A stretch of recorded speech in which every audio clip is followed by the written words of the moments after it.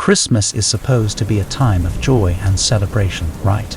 Well, let me tell you about a Christmas Eve that turned into a nightmare. You won't believe it, but it's a true story. It all began with the smell of freshly baked cookies wafting through the air, the twinkling lights on the tree casting a warm, inviting glow, and the laughter of family gathered around a crackling fire. My sister Emma had insisted on hosting this year, and her old Victorian house was the perfect setting for a cozy Christmas celebration. Everything seemed idyllic. My niece Lily was giddy with excitement, her eyes wide as she stared at the beautifully wrapped presents under the tree. The table was set with a mouth-watering feast, and I could almost taste the roasted turkey and rich, creamy mashed potatoes. I even spotted a sprig of mistletoe hanging in the doorway, a cheeky invitation for holiday smooches. As the evening rolled on and the sky outside grew darker, I couldn't help but feel an unease creeping over me. Something was off, but I couldn't quite put my finger on it.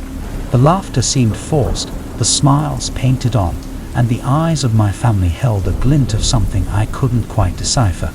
I chided myself for being paranoid, blaming it on the stress of the season. Still, I couldn't shake the feeling that I was an outsider looking in, like I'd stumbled into a family of actors rather than my own flesh and blood. My internal alarm bells went into overdrive when the clock struck midnight, and the doorbell rang. It was an unexpected guest, and I could see the surprise etched on Emma's face as she hurried to answer it. A tall man in a long black coat entered, snowflakes melting in his beard. He was introduced as Mr. Wainwright, an old friend of Emma's, but the man's presence was eerie. His eyes were dark, and he had an unsettling air about him. He brought with him a sense of foreboding, and I could see Emma's unease even as she tried to put on a brave face. The man quickly inserted himself into our celebration, helping himself to the festive spread. He seemed to take an unusual interest in Lily, whispering in her ear and causing her to shrink back in fear. I couldn't stand by and watch any longer, so I excused myself from the table and pulled Emma aside. "What's going on here, Em?" I whispered, my voice trembling. She looked at me, her eyes filled with fear. "I don't know, but there's something terribly wrong. I've never seen this man before in my life, and he's acting as if he knows us intimately." I was about to suggest calling the police when Lily's voice rang out, a terrified scream that pierced the air. We rushed to the living room to find her trembling, her eyes wide with terror. The sinister man, Mr. Wainwright, was clutching her arm. "Let her go," I shouted, my heart pounding.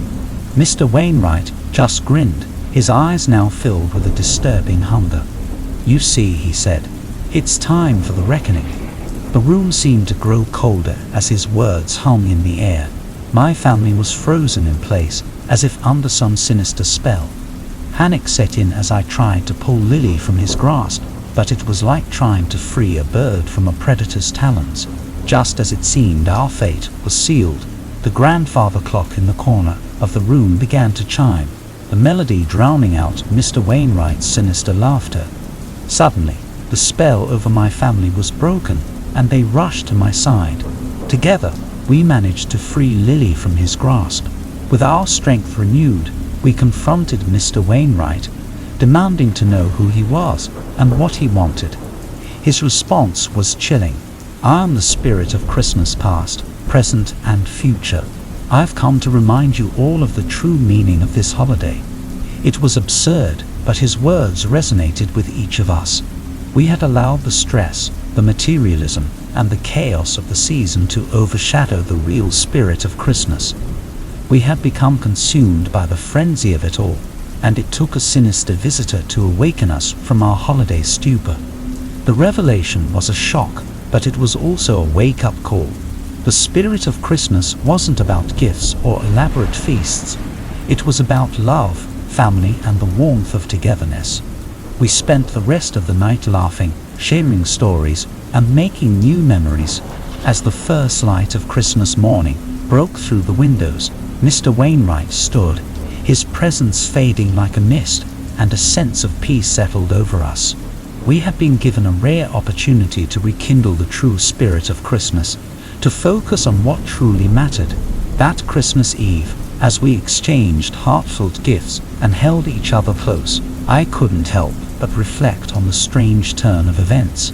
It had been a terrifying night, but in the end, it was a Christmas miracle that brought us back to what the holiday was really about. So, as you celebrate this Christmas, remember to cherish the love, the warmth, and the joy of being with the ones you hold dear. Don't let the chaos of the season overshadow the true spirit of Christmas, because sometimes it takes a bit of horror to remind us of what truly matters during this most magical time of the year. Alright, settle in, because I'm going to give you all the chilling details of that Christmas Eve I'll never forget. It was a few years back. The snow fell gently from the sky, and the streets were aglow with festive lights. I just moved to a new neighborhood, and I was eager to immerse myself in the holiday spirit. So, I decided to take a leisurely stroll through the beautifully decorated streets. The houses on either side of the road were adorned with twinkling lights and wreaths. The sound of carolers echoed in the air, filling the neighborhood with the warmth of the season. But as I walked further down the snow-covered street, I noticed one house that stood out from the others. It was nestled back from the road, partially obscured by overgrown trees, as though it was trying to hide from the world. Curiosity piqued, I made my way toward the mysterious house. My boots crunched in the fresh snow, and a strange sense of foreboding washed over me. I reached the front door, which looked weathered and worn, and I could hear faint whispers coming from within. The door creaked open with eerie ease, as if it had been expecting my arrival. Inside, the atmosphere was chilling, despite the warmth of the season. The whispers were no longer a mere murmur, but had grown into an ominous chant. The words were in an unfamiliar language, cryptic and unsettling. The interior of the house was far from what you'd expect for a typical Christmas celebration. The living room was decorated in a manner that sent shivers down my spine. Twisted, gnarled branches adorned with strange ornaments that seemed to writhe and move adorned the room. The flickering light of candles cast eerie shadows on the walls, and the air was thick with a scent that I couldn't quite place. The chant had grown louder, its hypnotic rhythm drawing me further into the heart of the darkness. My heart raced, but my feet seemed to have a mind of their own, pulling me deeper into the room. The voices of the chanters now rang in my ears, their words growing more fervent, and I found myself unable to move or look away. As I entered the room, a bizarre and terrifying sight greeted me. The figures in the dark, hooded robes surrounded a figure lying on the floor. I couldn't see the person's face, but they lay still, like a lifeless doll.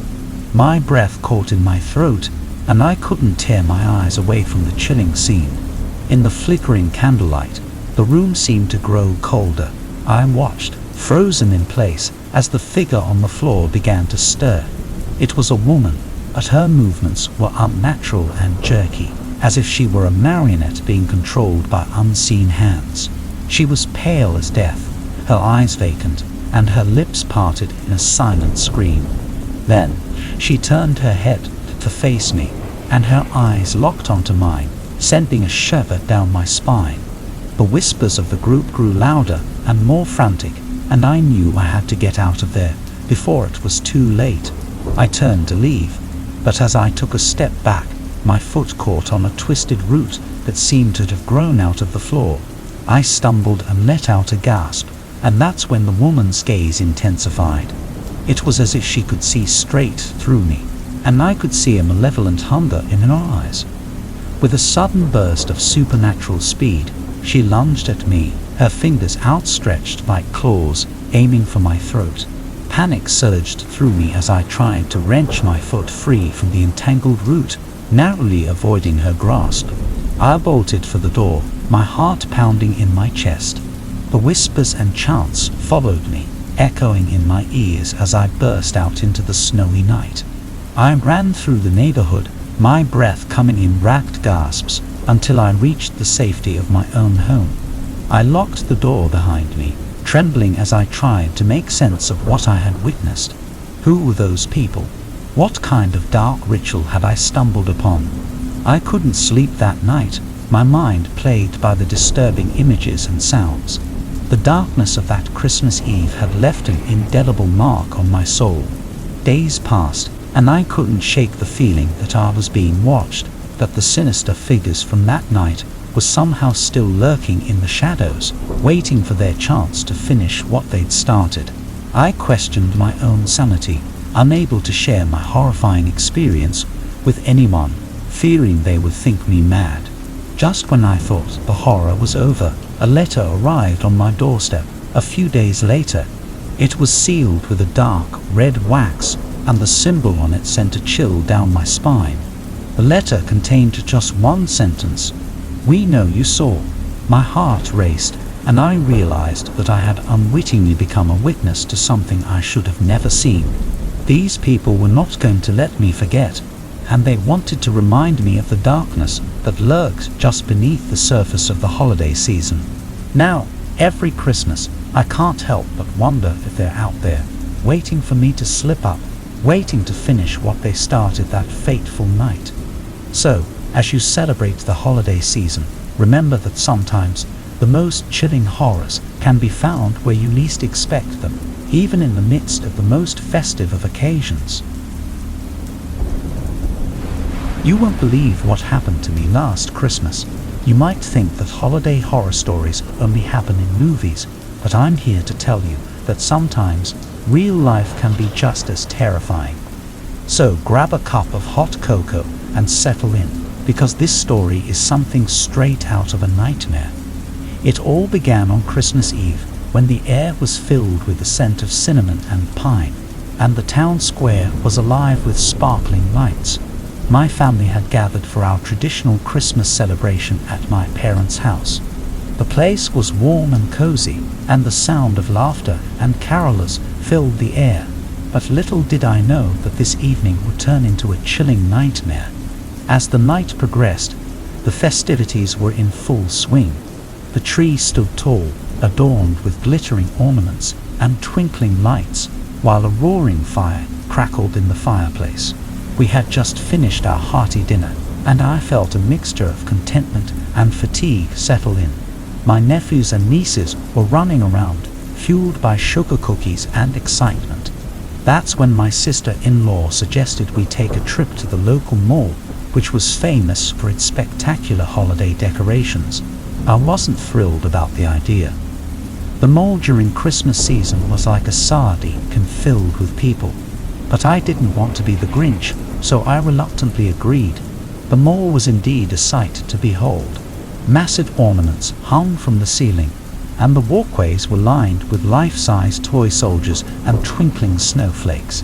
A towering Christmas tree in the center of the atrium stole the show, its ornaments seemingly the size of small cars. We strolled through the festive crowd, the holiday spirit in full swing. My niece tugged my hand, urging me to take a photo with Santa. "Come on, Uncle," she begged. It's Christmas Eve.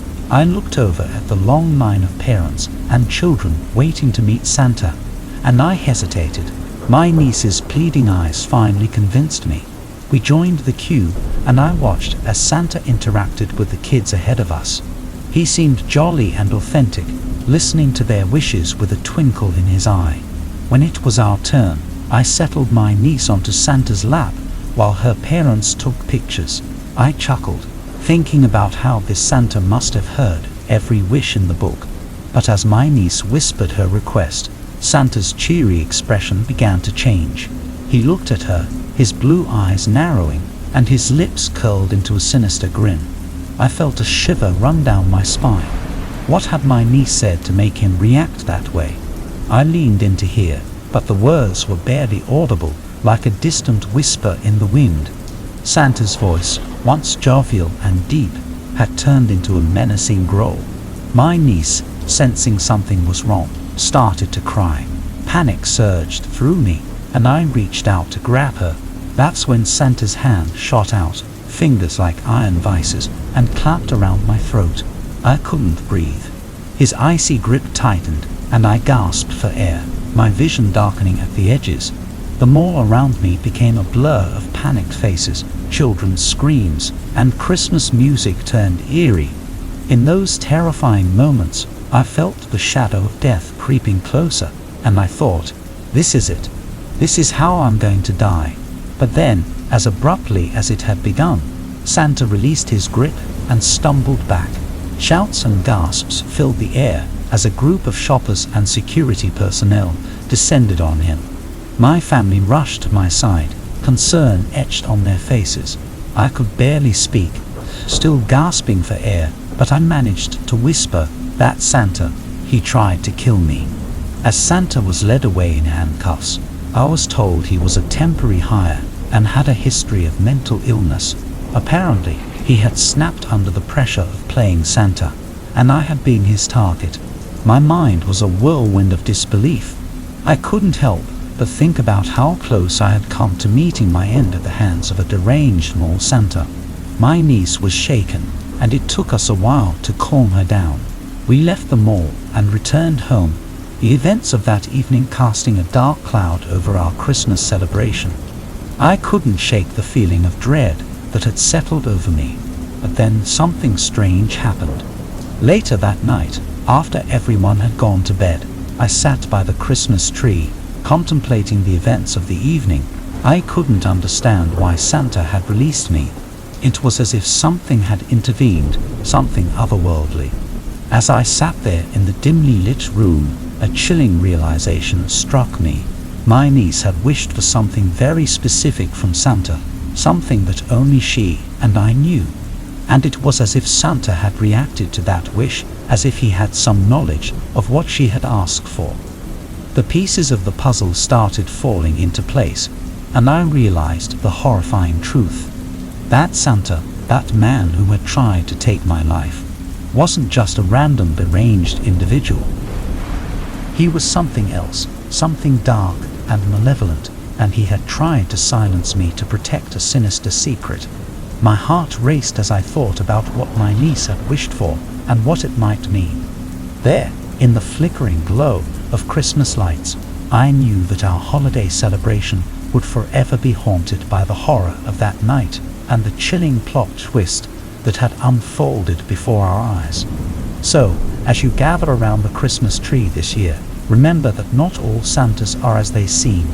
There may be something lurking beneath that red suit and snowy beard, something far more sinister and horrifying than any holiday nightmare. And who knows, the next time you take a photo with Santa, you might just discover a terrifying secret that will leave you questioning the true nature of the man in red.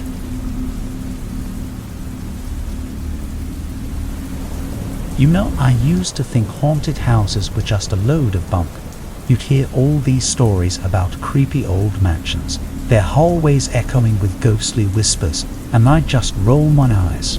But that was before I stumbled upon the Minton House. Now, I can't shake the feeling that some things are better left unexplored. So come sit down, and let me tell you my eerie tale. It all started when I got a call from my friend Alex. He's the adventurous type, always chasing the thrill of the unknown. He'd heard rumors about the Minton House, a dilapidated mansion on the outskirts of town. It had stood there, shrouded in mystery, for generations. The locals whispered that the place was cursed, and no one who ventured inside ever came out the same. Alex was determined to uncover the truth about the house's dark history, and he had roped me into joining him. I couldn't resist his enthusiasm, and honestly, I thought it would be a bit of an adventure. Besides, it was just an old house, right? The mansion sat on a hill, looming like a spectre against the grey sky. Its facade was a patchwork of crumbling stone and rotting wood. Ivy had claimed the walls, and the once grand windows were shattered or boarded up. We stood at the entrance, and for a moment I hesitated. A chill ran down my spine. I'd heard tales about the unexplained events that had unfolded here, and doubt began to gnaw at me. But Alex was relentless, so we pushed the door open and the hinges creaked like the groans of a restless soul. The air inside was damp and heavy, and the scent of decay clung to every surface. It was as if the very walls exhaled a sigh of sorrow. We wandered through the darkened halls, our footsteps echoing like whispers from the past. Dust swirled in the feeble sunlight that managed to break through the grimy windows. In some rooms, the walls were adorned with faded, peeling wallpaper, while in others, the plaster had crumbled to reveal the mansion's skeletal frame. My heart pounded in my chest, and I couldn't help but feel the weight of history pressing down on me. Every step I took seemed to stir memories long forgotten, and I could almost hear the faint laughter of children or the murmur of a long-lost dinner party. That's when things started to get really bizarre. We entered a room, the grand piano, its keys covered in a layer of dust. Alex suggested we test it out, and as he pressed a key, the piano responded with a haunting melody that seemed to emerge from nowhere. I spun around, but there was no one there. It was as if the very soul of the mansion was trying to communicate with us. My unease grew with each passing minute, but Alex was undeterred. He claimed this was all just some elaborate hoax set up by the locals to keep people away. I wished I could believe him, but the way the air in that place seemed to thicken with every step was undeniable. We ventured deeper into the mansion, and that's when we found the basement door. It was half open, revealing a yawning darkness that seemed to beckon us. I urged caution, but Alex's adventurous spirit was unyielding. He descended the stairs, his flashlight revealing a crypt-like chamber filled with ancient books, dusty artifacts, and strange symbols etched into the walls. As we explored, we stumbled upon a diary, its pages filled with the mad scrawlings of a previous resident, a man who had lost his mind to the house. His ramblings spoke of supernatural forces, of a malevolent presence that had taken hold of the mansion, driving him to the brink of madness. My heart raced, and I couldn't shake the feeling that we were not alone. That's when the house seemed to awaken. The air grew colder, and a whispering wind surged through the corridors. Shadows danced on the walls, and eerie voices filled the air. Panic surged through me, and I shouted for Alex. But when I turned around, he was gone. I searched frantically, calling his name, but there was no sign of him. It was as if the house had swallowed him whole. I had to get out of there. I made a dash for the exit, but the mansion's layout seemed to shift and change before my eyes. Doors led to nowhere, hallways stretched into infinity, and the walls seemed to close in. Just when I thought I was lost forever, I stumbled upon a room with a large mirror. My reflection was pale and distorted, and behind me I could see a sinister figure looming. I turned, and there he was, the man from the diary, his eyes filled with malevolence. I bolted from the room, finally stumbling upon the front door. The moment I stepped out, the mansion seemed to vanish behind me, leaving nothing but an empty hill. I was shaken and alone, with no sign of Alex. I had no choice but to call for help and report him missing. The police arrived, and I told them everything, from the eerie happenings in the mansion to the diary of the madman. As they began their investigation, I couldn't help but wonder about the house and its sinister secrets. And then came the shocking revelation. The police found records that the mansion had never existed. There were no deeds, no historical documents, no proof of its existence. It was as if the Minton House had been a mirage, a figment of my imagination. I was left baffled and horrified. Had I hallucinated the entire experience? But then, as I left the police station, I received a message from an unknown number. It contained a photo of Alex, pale and ghostly, standing in front of the Minton House. My mind reeled, and the true horror of what had transpired hit me like a sledgehammer. The Minton House was real, and so were its malevolent spirits. Alex was trapped within its cursed walls, and I had escaped. The sinister twist in this chilling tale was that the mansion had erased all evidence of its existence, trapping those who entered in its malevolent grasp. So, as you listen to stories of haunted mansions, remember that some horrors are beyond our comprehension, lurking in the shadows of the unknown, waiting to ensnare those who dare to seek the truth. Be cautious, dear reader, for the line between reality and the supernatural is thinner than you might imagine, and the Minton House serves as a chilling testament to that fact. Let me take you on a journey, one I never expected to undertake. It's a story that still sends shivers down my spine whenever I recollect the chilling events of that fateful night. So, make yourself comfortable, dear reader, and listen to my tale of the mysterious estate that entrapped me and replicated my essence. It all commenced on a gloomy, rain-soaked evening, as if the heavens themselves were forewarning me of the horrors awaiting. I had recently inherited a grand old mansion from a distant relative I'd never even heard of. The place was situated in the heart of a secluded forest, where darkness clung to every corner, and the ancient trees seemed to murmur secrets. I arrived at the mansion as the sun was setting, casting eerie shadows across the overgrown garden. The house stood there, its facade grand and imposing, yet worn down by time. The wood had decayed in places, and ivy crept up the walls, giving it a fallen appearance. I entered with a sense of curiosity mixed with unease. The interior was a peculiar mix of grandeur and neglect. A colossal chandelier hung in the entrance hall, its crystals casting refracted rainbows that danced on the walls, but the ornate wallpaper was peeling, and the air was heavy with the scent of dampness and decay. As I made my way through the labyrinthine hallways, I couldn't shake the feeling of being watched. Shadows seemed to dart around the corners of my vision, and strange whispers echoed in the distance. My footsteps echoed like heartbeats in the vast empty rooms. Night descended like a shroud over the mansion, and I decided to retire to one of the bedrooms. The bed was a relic from a bygone era, with a heavy wooden frame and moth-eaten drapes. The window offered a view of the moonlit forest, casting eerie silhouettes in the room. I tried to shake off the unease that had settled over me and fell into a fitful sleep. In the darkest hours of the night, I awoke with a start.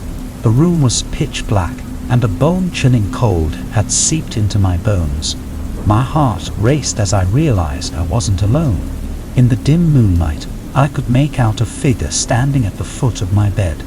It was me, but not quite. It was a clone of me, identical in every way. "Who are you?" I stammered, my voice barely more than a whisper. The clone's lips curled into a sinister smile. "I am you, and you are me. Welcome to our new existence." Fear coursed through my veins as I watched the clone move with unnatural grace. He extended a hand, and it was as if I were looking into a mirror. Our hands touched, and I felt a surge of icy energy pass between us. The clone's malevolent grin widened. "You're trapped here," he hissed, "and now I am free." With that, he vanished into thin air, leaving me alone in the darkness. I couldn't believe what had just happened. My mind raced, grappling with the impossible. The mansion had somehow cloned my soul, and now there was an entity, a version of me, that was unleashed upon the world. As dawn broke, I ventured out of the room, searching for any signs of the clone, but the mansion had a mind of its own, shifting and twisting its layout as if it were toying with me. It was as though it wanted to keep me within its walls, while the malevolent clone roamed free. I found a room filled with mirrors, and it was there that I realized the full extent of the horror. Each mirror contained a reflection of the malevolent clone, each one more sinister than the last. It was as if the mansion was taunting me, showing me the countless iterations of my malevolent twin. The hours turned into days, and I was locked in a never-ending nightmare. I became a prisoner in my own body, a captive in this haunted mansion. The malevolent clone continued to torment me, appearing at random moments with a chilling smile. He reveled in the anguish he was causing, and I knew that he would stop at nothing. I tried to devise a plan to escape, but the mansion's shifting layout and the malevolent clone's relentless pursuit made it almost impossible. The mirrors seemed to multiply, their reflections twisting and warping until I couldn't tell which was the true clone. In a desperate bid for freedom, I shattered one of the mirrors, hoping it would release me from this nightmare. But instead, it multiplied the malevolent clone, each one emerging with a wicked grin. The mansion seemed to laugh at my feeble attempt. Days turned into weeks, and my spirit began to wane. I had resigned myself to my fate, trapped in a hell of my own making. But then one day, as I gazed into the mirror, I saw something different. The malevolent clone's smile had faded, replaced by a look of terror. And that's when it hit me. The malevolent clone wasn't free. He was just as trapped as I was, a prisoner of the mirrors. The mansion had played a cruel game, cloning my soul and locking us both within its walls. I had been so focused on my own suffering that I hadn't realized the malevolent clone's torment. With this realization, a plan formed in my mind. I would confront the malevolent clone and offer him a way out. I approached one of the mirrors, and there he stood, fear in his eyes. "We're both trapped here," I said. "We can't escape this nightmare unless we work together." The malevolent clone hesitated, but he eventually nodded. We devised a plan to shatter all the mirrors at once, breaking the mansion's hold on us. It was a risky move, and the mansion fought back with all its malevolence, but together we were able to succeed. As the last mirror shattered, I felt a rush of freedom, as if a weight had been lifted. The malevolent clone and I were united once more, our souls no longer divided. We fled the mansion as it crumbled to the ground, its malevolence defeated, but the horrors of that place would never truly leave us. The malevolent clone and I shared a bond that could never be broken, a connection to the malevolence of the haunted mansion. It was a chilling reminder that some nightmares, once unleashed, can never be fully contained. So, as you hear tales of haunted mansions, remember that the darkest horrors may not be the malevolent spirits that reside within, but the darkness that lurks within ourselves. Be cautious, dear reader, for the line between reality and the supernatural is thinner than you might imagine, and the mansion serves as a chilling testament to the power of perception. Ever since I was a kid, I've been a fan of the supernatural. You know, ghosts, haunted houses, all that good stuff.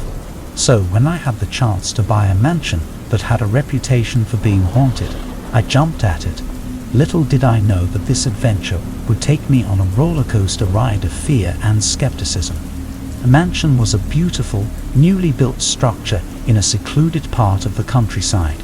A grand stone facade and looming turrets gave it an air of old-world charm, and the inside was a blend of classic elegance and modern convenience. It was a steal too good to pass up, and despite the rumors of hauntings, I moved in with high hopes. The first few weeks in the mansion were idyllic. The place was like something out of a fairy tale. It was surrounded by lush forests, and the large windows let in ample natural light. I relished in the solitude, my nearest neighbor a mile away, but it wasn't long before strange things started happening. At first, it was subtle, a creaking floorboard in the dead of night, a whispering wind in the hallways. I brushed them off, chalking them up to the old house quirks, but as the days passed, the disturbances grew more pronounced. Footsteps echoed when I was sure I was alone, and doors slammed shut on their own.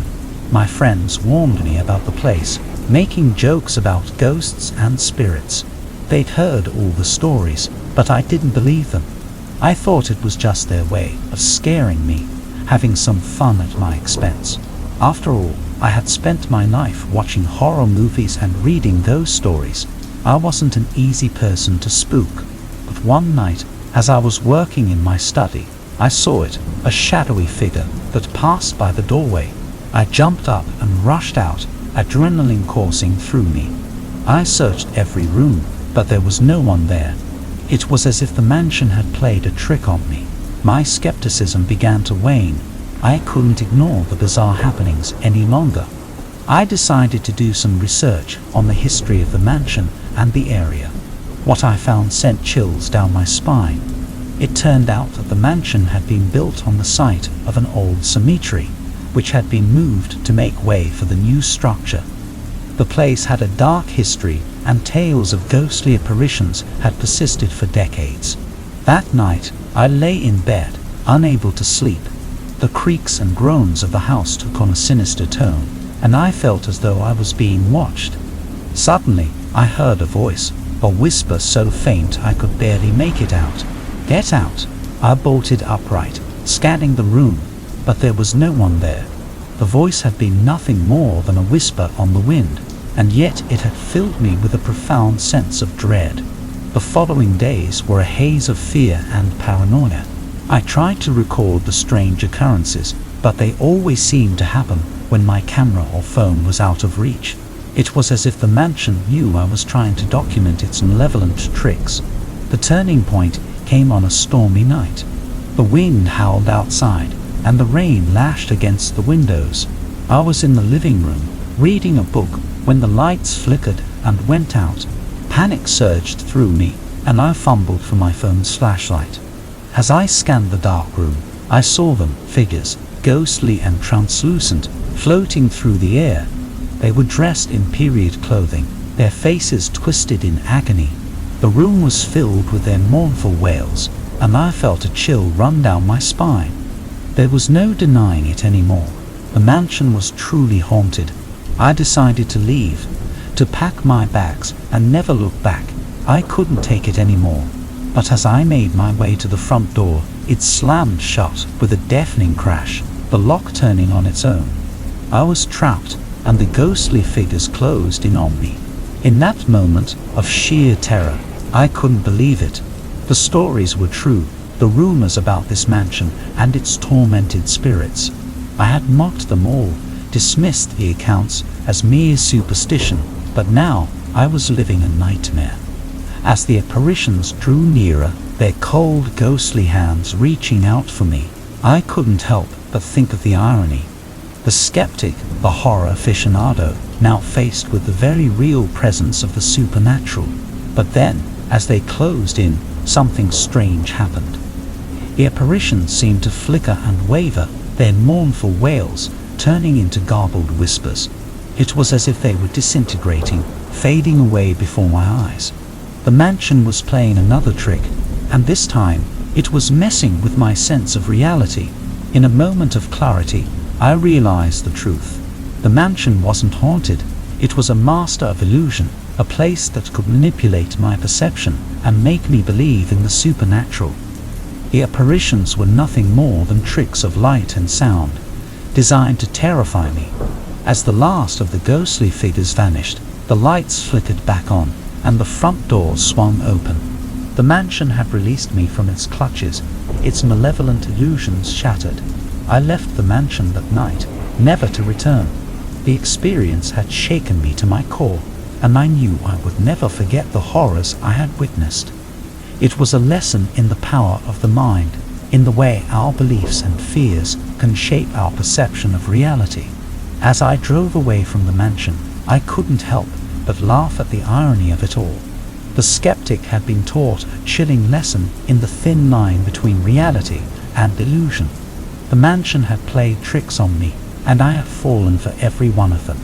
In the end, I had experienced a horror beyond anything I had ever imagined, one that had tested the limits of my own beliefs.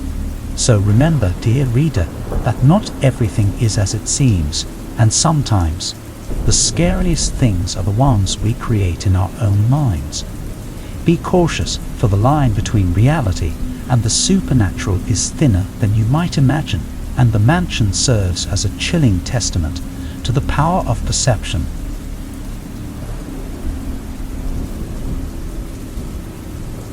I have always been a sucker for adventure, which is probably what led me to the abandoned resort town of Whispering Pines. You know, those places that seem like they're frozen in time, trapped in some sort of eerie, eternal dusk. Well, this was one of them, and I couldn't resist the pull of its mysterious allure. What started as a dare from my friends turned into a bone-chilling encounter that I'll never forget. The first time I heard about Whispering Pines, I was sitting in the corner booth of a dusty old diner. My buddies, Mark and Sarah, sat across from me, nursing their coffee cups. "Hey, have you ever heard of Whispering Pines?" Mark asked with a sly grin. "No, what's that?" I replied, genuinely intrigued. "It's this old, abandoned resort town about 2 hours from here," Sarah chimed in. "They say it's haunted, dude." "Haunted?" I chuckled. "You really think I'm buying into that ghost story nonsense?" Mark leaned in, his eyes shining with mischief.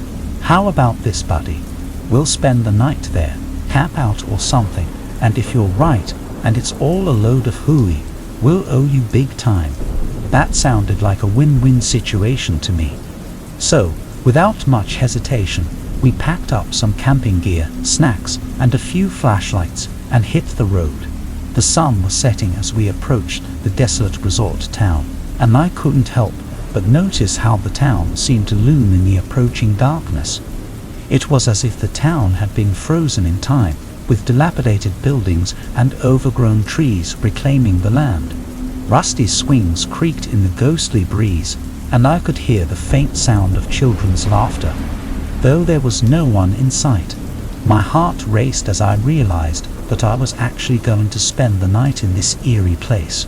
We set up our campsite in the courtyard of the old resort, a place that had once been bustling with vacationers. A rusted sign still stood, welcoming guests to Whispering Pines Resort. The moon was our only source of light as we settled around the campfire, sharing stories and laughter to dispel the creeping unease. But as the night wore on, the laughter faded and an eerie silence engulfed us. The chilling breeze whispered through the pines, carrying voices I couldn't quite make out.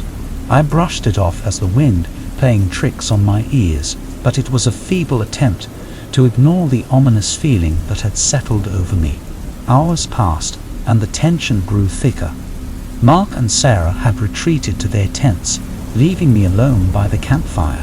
That's when I heard it, a faint, childlike giggle just beyond the flickering flames.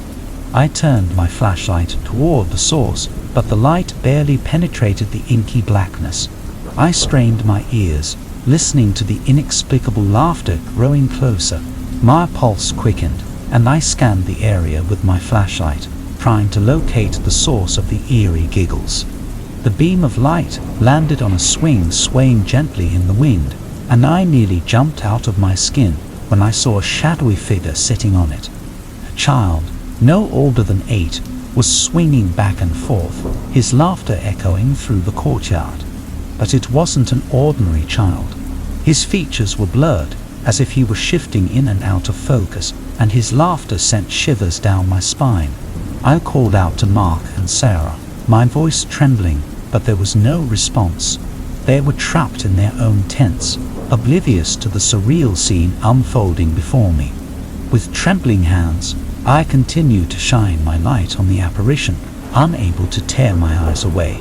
As the child swung higher and higher, I could see the moonlight glinting off his pale, translucent skin. His laughter, which had been playful, began to take on a sinister tone. It was as if he was mocking me, taunting me with something I couldn't comprehend. Desperation pushed me to my feet, and I slowly approached the swing. The child's laughter turned into a spine-chilling wail, sending me stumbling back in fear. That's when the plot twist hit me like a freight train. The child's voice shifted, no longer belonging to a child, but to a grown man. "You should have left when you had the chance," he hissed. I turned and ran towards Mark and Sarah's tents, screaming for them to wake up, but it was too late. In the dim light, I could see their lifeless bodies, their faces contorted in terror. My heart pounded in my chest, and I stumbled backward, away from the gruesome scene. The shadowy figure on the swing had disappeared, leaving me alone in the darkness with the lifeless bodies of my friends.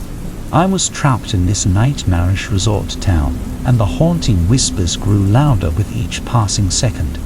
As I write this, I'm still here, alone in the darkness, waiting for the sun to rise. I've tried to escape, but it's as if the town won't let me leave. The memories of that night haunt me, and the voices of whispering pines still whisper in the night, telling me I should have left when I had the chance. So here I sit, waiting for dawn, hoping that somehow I'll make it out of this forsaken place, and that my story will serve as a warning to anyone who dares to visit the haunted town of Whispering Pines. If you ever hear about it, take my advice, stay far, far away, because the darkness that dwells here is unlike anything you can imagine. You know, I never used to be a believer in the supernatural or anything like that. I was your classic skeptic, laughing off ghost stories and creepy urban legends. But that all changed when I found myself trapped on the 13th floor of an old office building that was said to be cursed.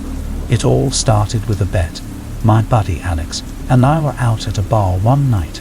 A few drinks in, and the conversation took a spooky turn. Alex leaned in, grinning, and said, "You don't really believe in that 13th floor curse, do you?" I scoffed. "Nah, that's just superstitious nonsense. Ghosts and curses don't exist." Alex raised an eyebrow and took a sip of his beer. "Prove it. Spend a night on the 13th floor of the old Montgomery Building. It's been abandoned for years, and nobody has dared to go up there." I laughed, thinking it was all just a drunken dare, but as we shook on it, I couldn't help but feel a shiver run down my spine. The Montgomery Building was an imposing structure in the heart of downtown. It had been deserted for as long as I could remember, except for one peculiar detail. It had no 13th floor. Elevators wouldn't stop there, staircases never reached it, and the doors leading to it were sealed shut. To my surprise, Alex had the key to the mystery, an old rusted fire escape that led up to the forbidden 13th floor. He handed it to me that night, telling me I'd need it when I was ready to face the curse. The following Friday night, I found myself standing in front of the Montgomery Building, clutching that rusty fire escape key like it was a lifeline. The building loomed in the dark, windows shattered and jagged, an ominous silhouette against the moonless sky. I took a deep breath, told myself I was just proving a point, and pushed open the fire escape door. The climb to the 13th floor was not for the faint of heart. The steps creaked beneath my weight, and the metal was cold to the touch. My heart raced as I ascended, my mind a whirlwind of doubt and disbelief. Finally, I reached the 13th floor, but when I stepped onto it, something felt profoundly wrong. The air was heavy, charged with an unsettling energy. I couldn't see a thing in the darkness, so I flicked on my flashlight. The beam cut through the blackness, revealing a space that looked like it had been untouched for decades.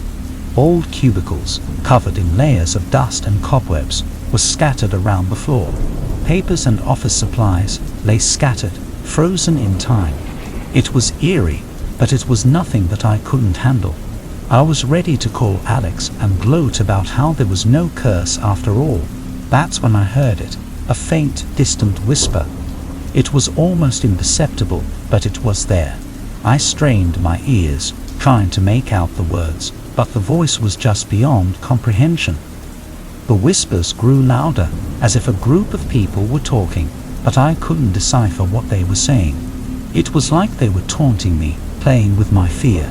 My flashlight began to flicker, and I felt a rush of cold air. Panic surged through me, and I fumbled for my phone, hoping to call for help.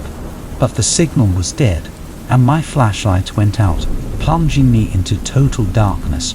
I was left with nothing but the eerie whispers closing in on me from all directions.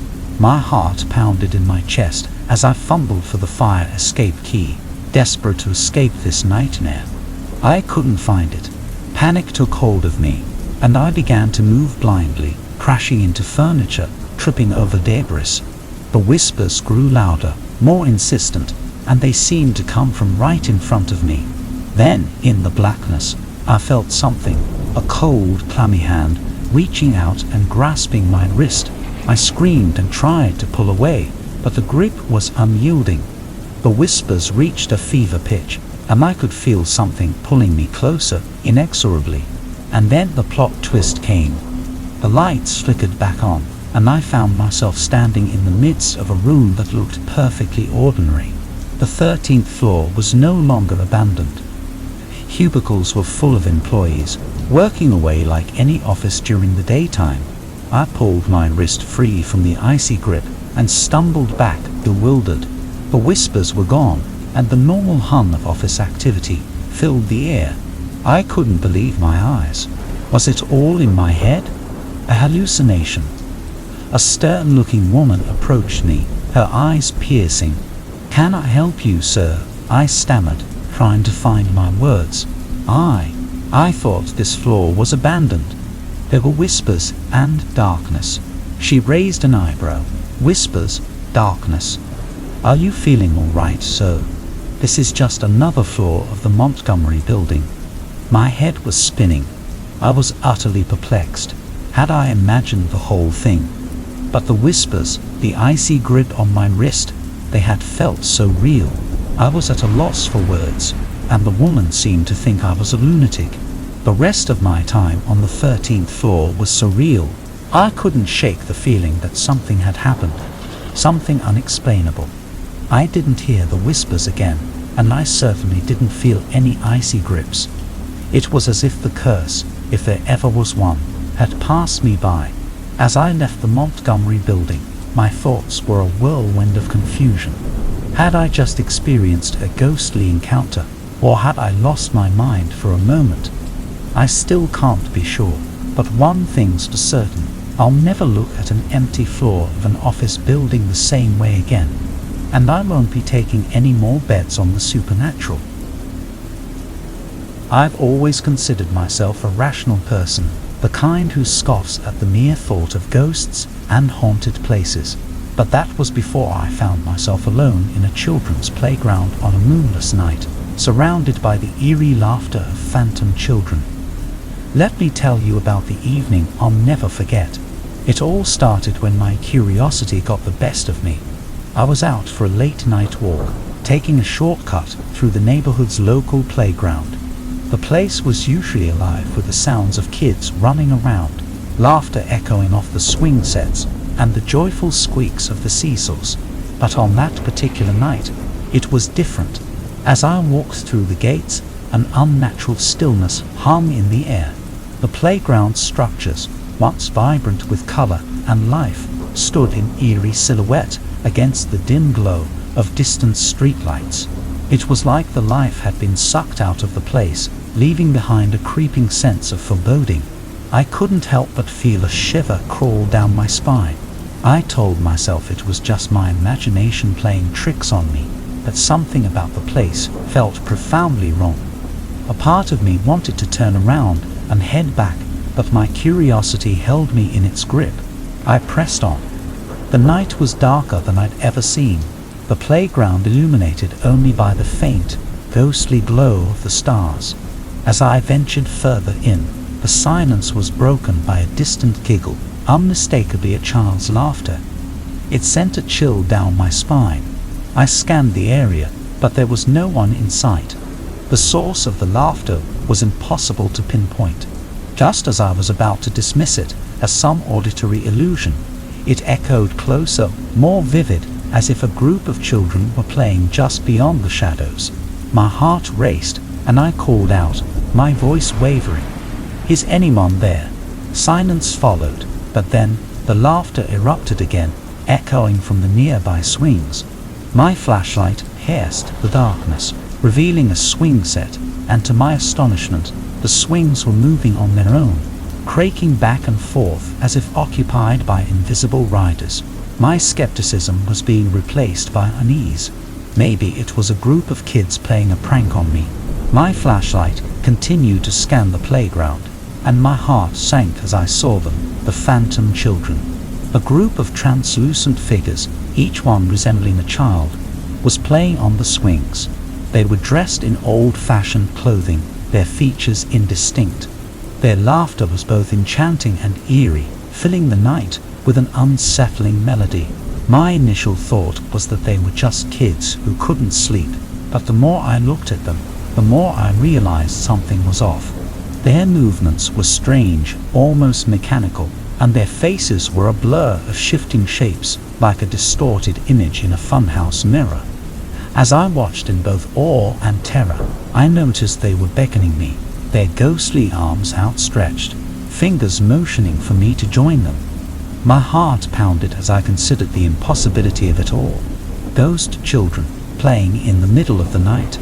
But as their calls grew more insistent, something in me urged me to step closer, to cross that threshold between the living and whatever they were. It was as if their phantom laughter had hypnotized me, and I couldn't resist their beckoning. My mind was racing, and my feet carried me closer to the swings. It was as if I was in a trance, moving through the chilling night air. When I finally reached the swings, their ethereal forms swirled around me, their laughter becoming a cacophony in my ears. And then came the plot twist. Just as I was about to reach out to touch one of the phantom children, my flashlight flickered, and the night fell into complete darkness. The laughter ceased abruptly, replaced by an eerie silence. Panic gripped me as I fumbled with the flashlight, trying to get it to work. When the beam of light finally returned, I was standing alone in the deserted playground. The swings were still, and the children were gone. It was as if they had never existed, evaporated into thin air.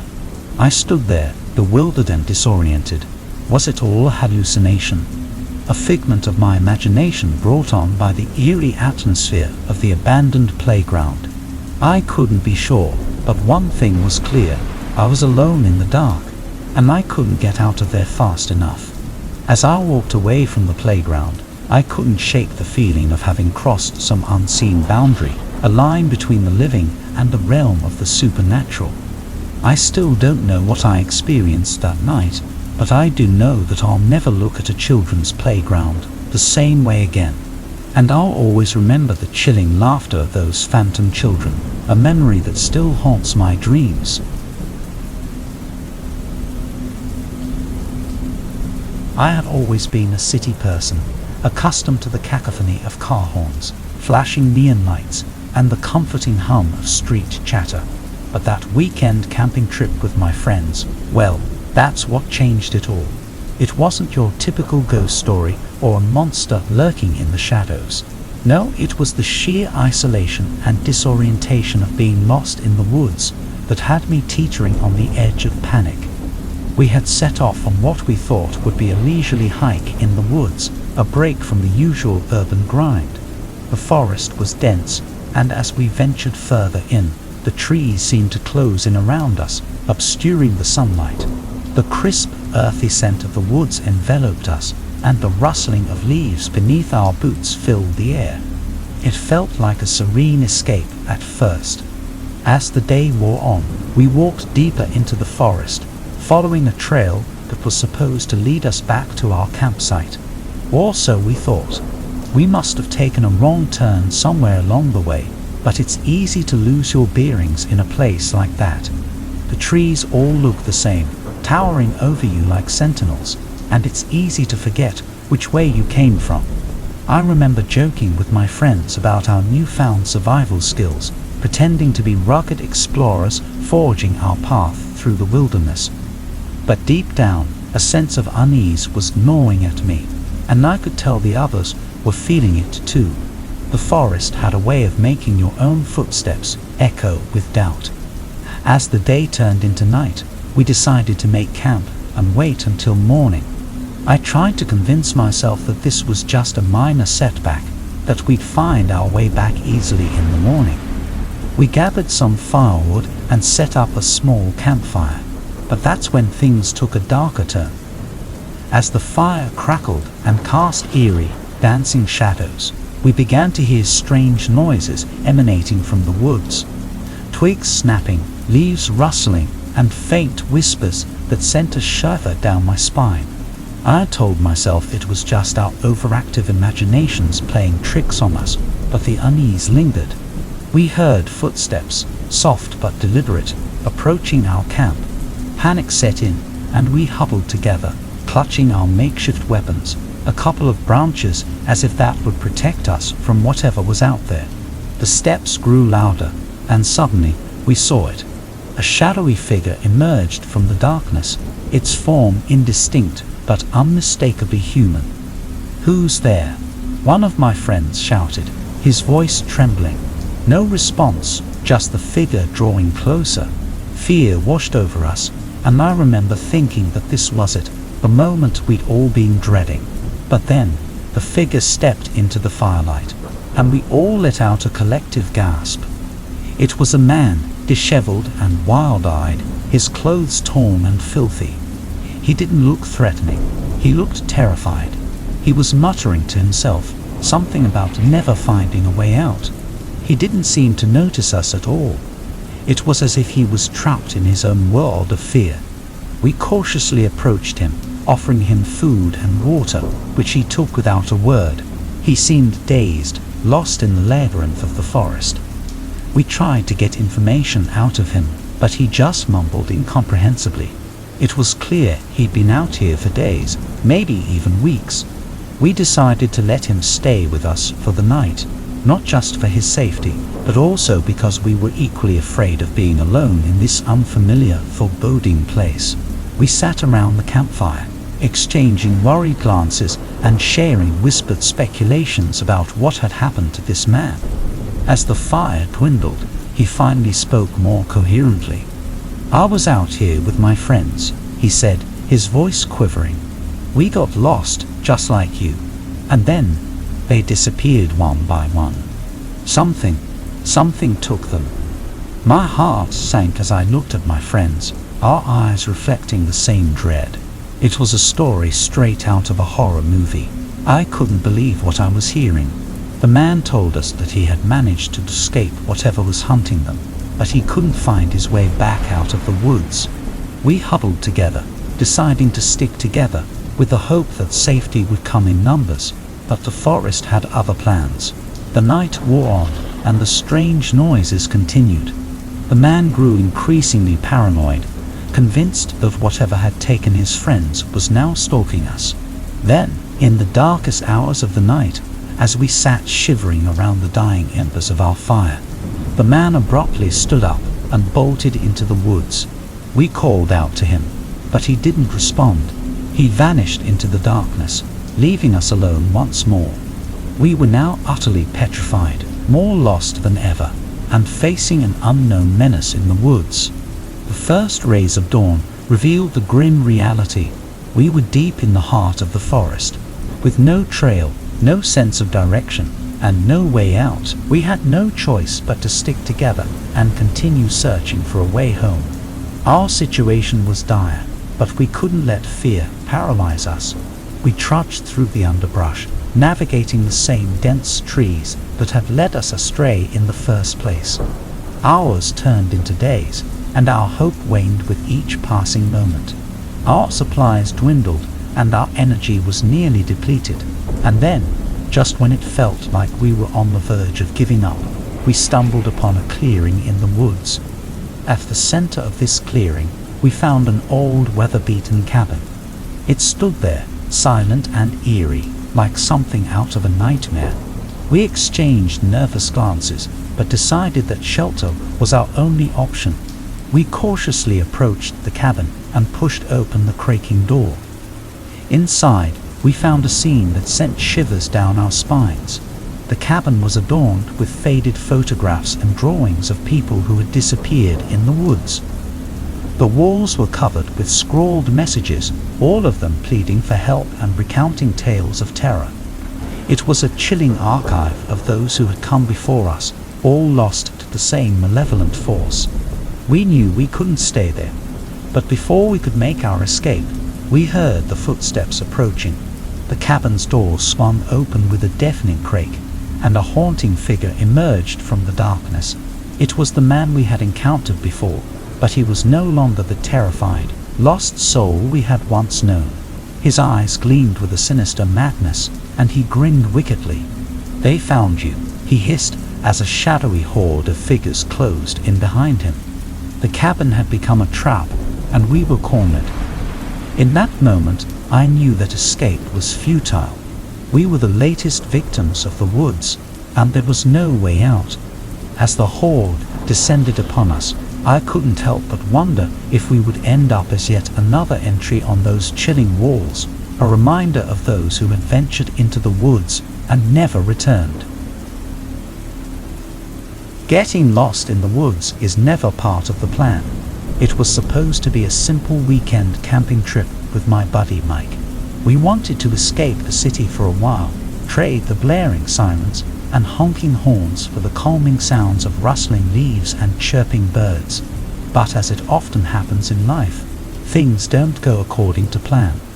We started out early on a sunny Friday morning, packed with tents, sleeping bags, and a small cooler filled with sandwiches and drinks. The forest was beautiful, serene, and the air was clean and crisp. We followed a well-marked trail, chatting, laughing, and feeling like true adventurers. As the day wore on, though, we ventured off the beaten path, curious to explore deeper into the woods. A little excitement couldn't hurt, right? But what we thought was a small detour turned into something more daunting. The dense trees began to close in around us, swallowing up the sunlight, and the trail markers vanished. Panic slowly seeped in. Hours passed, and it felt like we were walking in circles. The trees all looked the same, the underbrush unrelenting. Our compass was no help either. It spun like a kid's toy, providing no clear direction. Frustration gnawed at us, and I could see the unease in Mike's eyes. I could feel my own fear growing with each step. It wasn't long before we realized that we were not alone out here. We could hear something moving in the underbrush, a rustling and shuffling that sent chills down my spine. It was getting closer, and my heart pounded in my chest. We exchanged nervous glances and tightened our grip on the hiking poles we'd been using. Suddenly, a group of wild boars burst through the underbrush, snorting and grunting.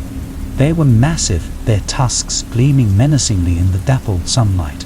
Panic overtook us, and we scrambled up a nearby tree, praying they wouldn't reach us.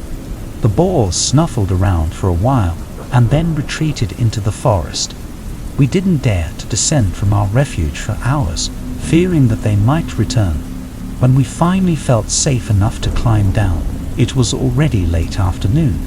The sun cast long, eerie shadows as it dipped below the trees, and the forest grew darker. We needed to find shelter for the night. The woods seemed to stretch endlessly in every direction. We picked a direction and walked, hoping to find a clearing, a cabin, anything that could serve as a shelter. Nightfall came, and we huddled together, fighting the creeping cold and fear. My thoughts were racing as we tried to light a fire with soaked wood, and I couldn't help but wonder how we'd ended up in this mess. The sounds of the forest at night were both beautiful and unsettling. A chorus of frogs sang their songs, while owls hooted in the distance. But beneath it all, there was an eerie silence that made my skin crawl. It was as if the woods held its breath, waiting for something. The night passed slowly, and our makeshift fire provided little comfort. We heard more rustlings, not far from our camp, and my heart pounded. Were the boars back, or something worse?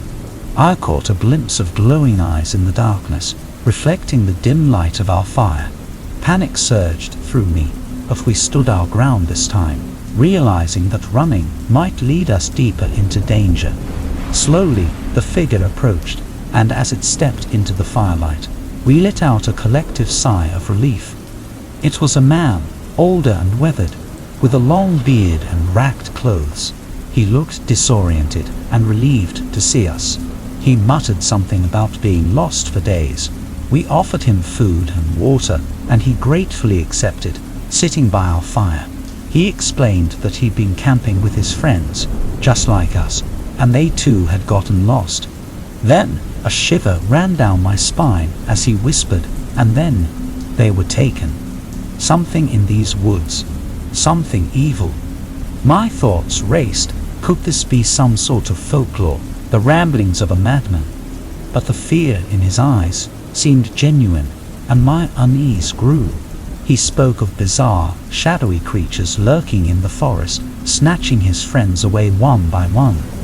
It was a tale straight out of a horror story, and my mind refused to accept it. This couldn't be real. Yet, as the night deepened, I couldn't shake the feeling that we were not alone in these woods, that something was watching us, waiting for the right moment. We decided to stay close to the stranger, figuring there was safety in numbers. The next morning, we set out with a new sense of purpose, determined to find our way back. The wood seemed less oppressive in the daylight, and the man led us in a direction that felt hopeful. We followed a stream, hoping it would lead us to civilization. Just as it seemed we might have a chance, we heard a chilling howl in the distance. The man's face turned ashen, and he urged us to hide. Moments later, a pack of wolves emerged from the underbrush, their eyes locked on us. We froze, not daring to make a sound. The leader of the pack stepped forward, a massive, imposing creature. I could feel my heart in my throat as it approached. And then, just as it seemed our lives were at their end, the man threw himself between us and the wolves. He bellowed, and his sheer ferocity startled the wolves, giving us enough time to escape. We ran, our hearts pounding, never looking back. The man had sacrificed himself to save us. It was a sobering moment that made me realize the gravity of our situation. The forest was not just a place of natural beauty. It was a place of danger, of mysteries and horrors that I couldn't fathom. As we continued our journey, it seemed as if the woods were taunting us. Every turn led to another dead end, another dense thicket. It was as if the forest itself was conspiring to keep us lost, to make us part of its dark secrets. It wasn't until a week later that we finally stumbled upon a ranger's outpost, disheveled, exhausted, and changed in ways I couldn't yet comprehend. We told our story to the rangers, who listened with skepticism. They searched for the man who had saved us, but found no trace of him. I often find myself thinking back to that day, wondering about the man who had risked his life to save us. Was he a figment of our imagination, a madman lost in the woods, or something more sinister? The forest had shown us its true face, and it was one of uncertainty, of fear, and of the unknown. The wilderness can be a beautiful escape, but it can also be a nightmare, one that swallows you whole, leaving only whispers of your existence behind. So, if you ever find yourself wandering in the woods, remember that it's not just nature you're up against, it's the untamed, unforgiving soul of the wild. Have you ever been so lost that it felt like your mind was a tangled mess of uncertainty and confusion? Well, I have, and let me tell you about it. It was a warm summer day when my friends and I decided to go hiking in the woods. We were all experienced hikers, and the trail we chose seemed like a piece of cake. It was supposed to be an enjoyable adventure, an escape from our busy lives. But as you'll soon find out, the woods can turn into a maze of nightmares when you least expect it. We set off early, excited and full of energy. The forest was a lush, green paradise, with sunlight streaming through the leaves and casting intricate shadows on the ground. Birds chirped their sweet melodies, and the air was filled with the earthy scent of the woods. The trail was well marked, and our laughter echoed through the trees. As the day wore on, we decided to explore a side trail. The urge to discover something new overcame us, and we thought we could easily find our way back. But you know how it goes. One moment of curiosity can lead to a whole lot of trouble. Our initial excitement turned into unease as the trail became less defined, and the markers seemed to disappear. The forest around us grew thicker, the trees towering overhead and blocking out the sun. Shadows danced on the ground, and I couldn't shake the feeling that we were being watched. Hours passed, and we found ourselves going in circles. The woods had that uncanny way of playing tricks on you, making you second-guess every step you take. My heart raced, and I exchanged worried glances with my friends. Panic started to claw at my chest, and I couldn't help but wonder if we'd ever find our way back. The silence was deafening, and I felt a growing sense of isolation, as though the forest was closing in on us, swallowing us whole. The deeper we ventured, the denser the trees became. We were well and truly lost, with no trail to follow, and I could see the fear mirrored in my friend's eyes. And that's when it happened. We heard a guttural growl, low and menacing. We froze in our tracks. A group of wolves emerged from the underbrush, their eyes locked onto us. My heart pounded, and I clutched my hiking poles, praying they wouldn't attack. The pack surrounded us, and the alpha wolf stepped forward, its yellow eyes boring into my soul. I could feel the tension in the air, the silent negotiation between predator and prey. We were helpless, outnumbered, and our only defense was our hiking poles. In that moment, I couldn't help but wonder if this was the end of our journey. But the wolves, after what felt like an eternity, broke their gaze and retreated into the forest. We were left standing there, shaken but alive. It was as if they had allowed us to live. We took it as a sign to move on, even though we had no idea which way to go. Nightfall descended, and our situation became even more dire. We needed shelter, and we needed it fast. The forest transformed into an eerie, mysterious place in the dark. We managed to light a small fire, and its feeble light cast long dancing shadows that seemed to taunt us. As the night wore on, the woods came alive with strange sounds. We heard rustling in the underbrush, whispers in the wind, and the distant cries of creatures unknown. I couldn't shake the feeling that something was lurking in the darkness, just out of sight, waiting for the right moment to pounce. My thoughts raced, and I couldn't help but wonder how we'd ended up in this nightmare. The forest, once a place of serene beauty, had turned into a place of terror and uncertainty. We huddled together, our senses on high alert, and hoped that dawn would bring some clarity. But when morning finally arrived, it was just another cruel twist in our ordeal. The forest looked completely unfamiliar, and we were more lost than ever. Panic bubbled up inside me, and I could see the same fear reflected in my friend's eyes. We continued to walk, our bodies weary and our minds racing. I felt a creeping sense of dread, like an unseen hand was closing in around my throat. It was as if the forest itself was conspiring to keep us trapped within its depths. And that's when things took a surreal turn. I began to see things that couldn't possibly be real. Shadows morphed into sinister shapes, and the trees seemed to leer at me with twisted, gnarled branches. The world around me shifted and twisted, and I couldn't trust my own eyes. It was as if the forest was a reflection of my mind, a labyrinth of confusion and fear. I couldn't tell if the horrors I saw were real or mere hallucinations. My friends, equally affected, were trapped in this waking nightmare with me. As hours turned into days, we became increasingly disoriented. We stumbled upon a clearing, but it was unlike any clearing I'd ever seen. The grass was a sickly shade of grey, and the trees that surrounded it were dead, their twisted branches clawing at the sky. In the center of the clearing stood a dilapidated cabin, its windows shattered and its walls covered in strange symbols. We approached the cabin cautiously, our hearts pounding. We needed shelter, and this was our only option. But as we stepped inside, I felt a wave of dread wash over me.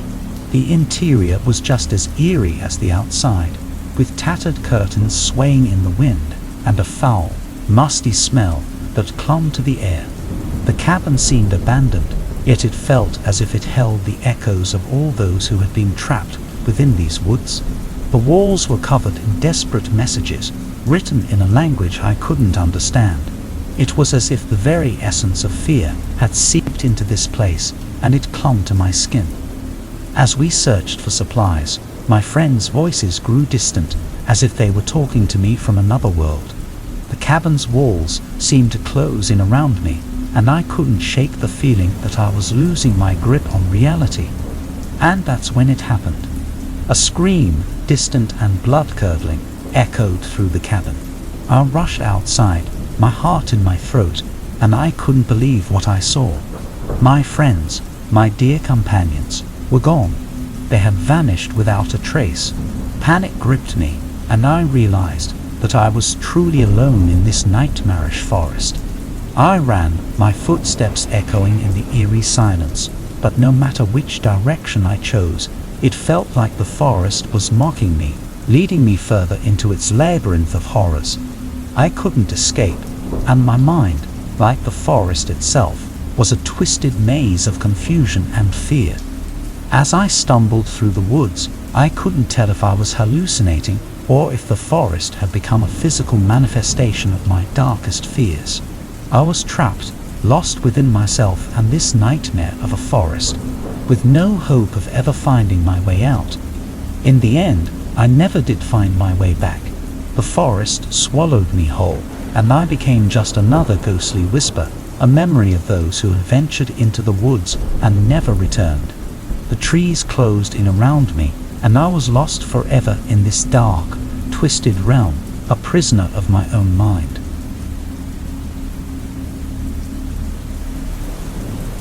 You ever get that feeling like something's just off? Like you've stepped into a place where the air is heavy with secrets and shadows seem to breathe. That's what it was like when I first set foot on the campus of Northwood University.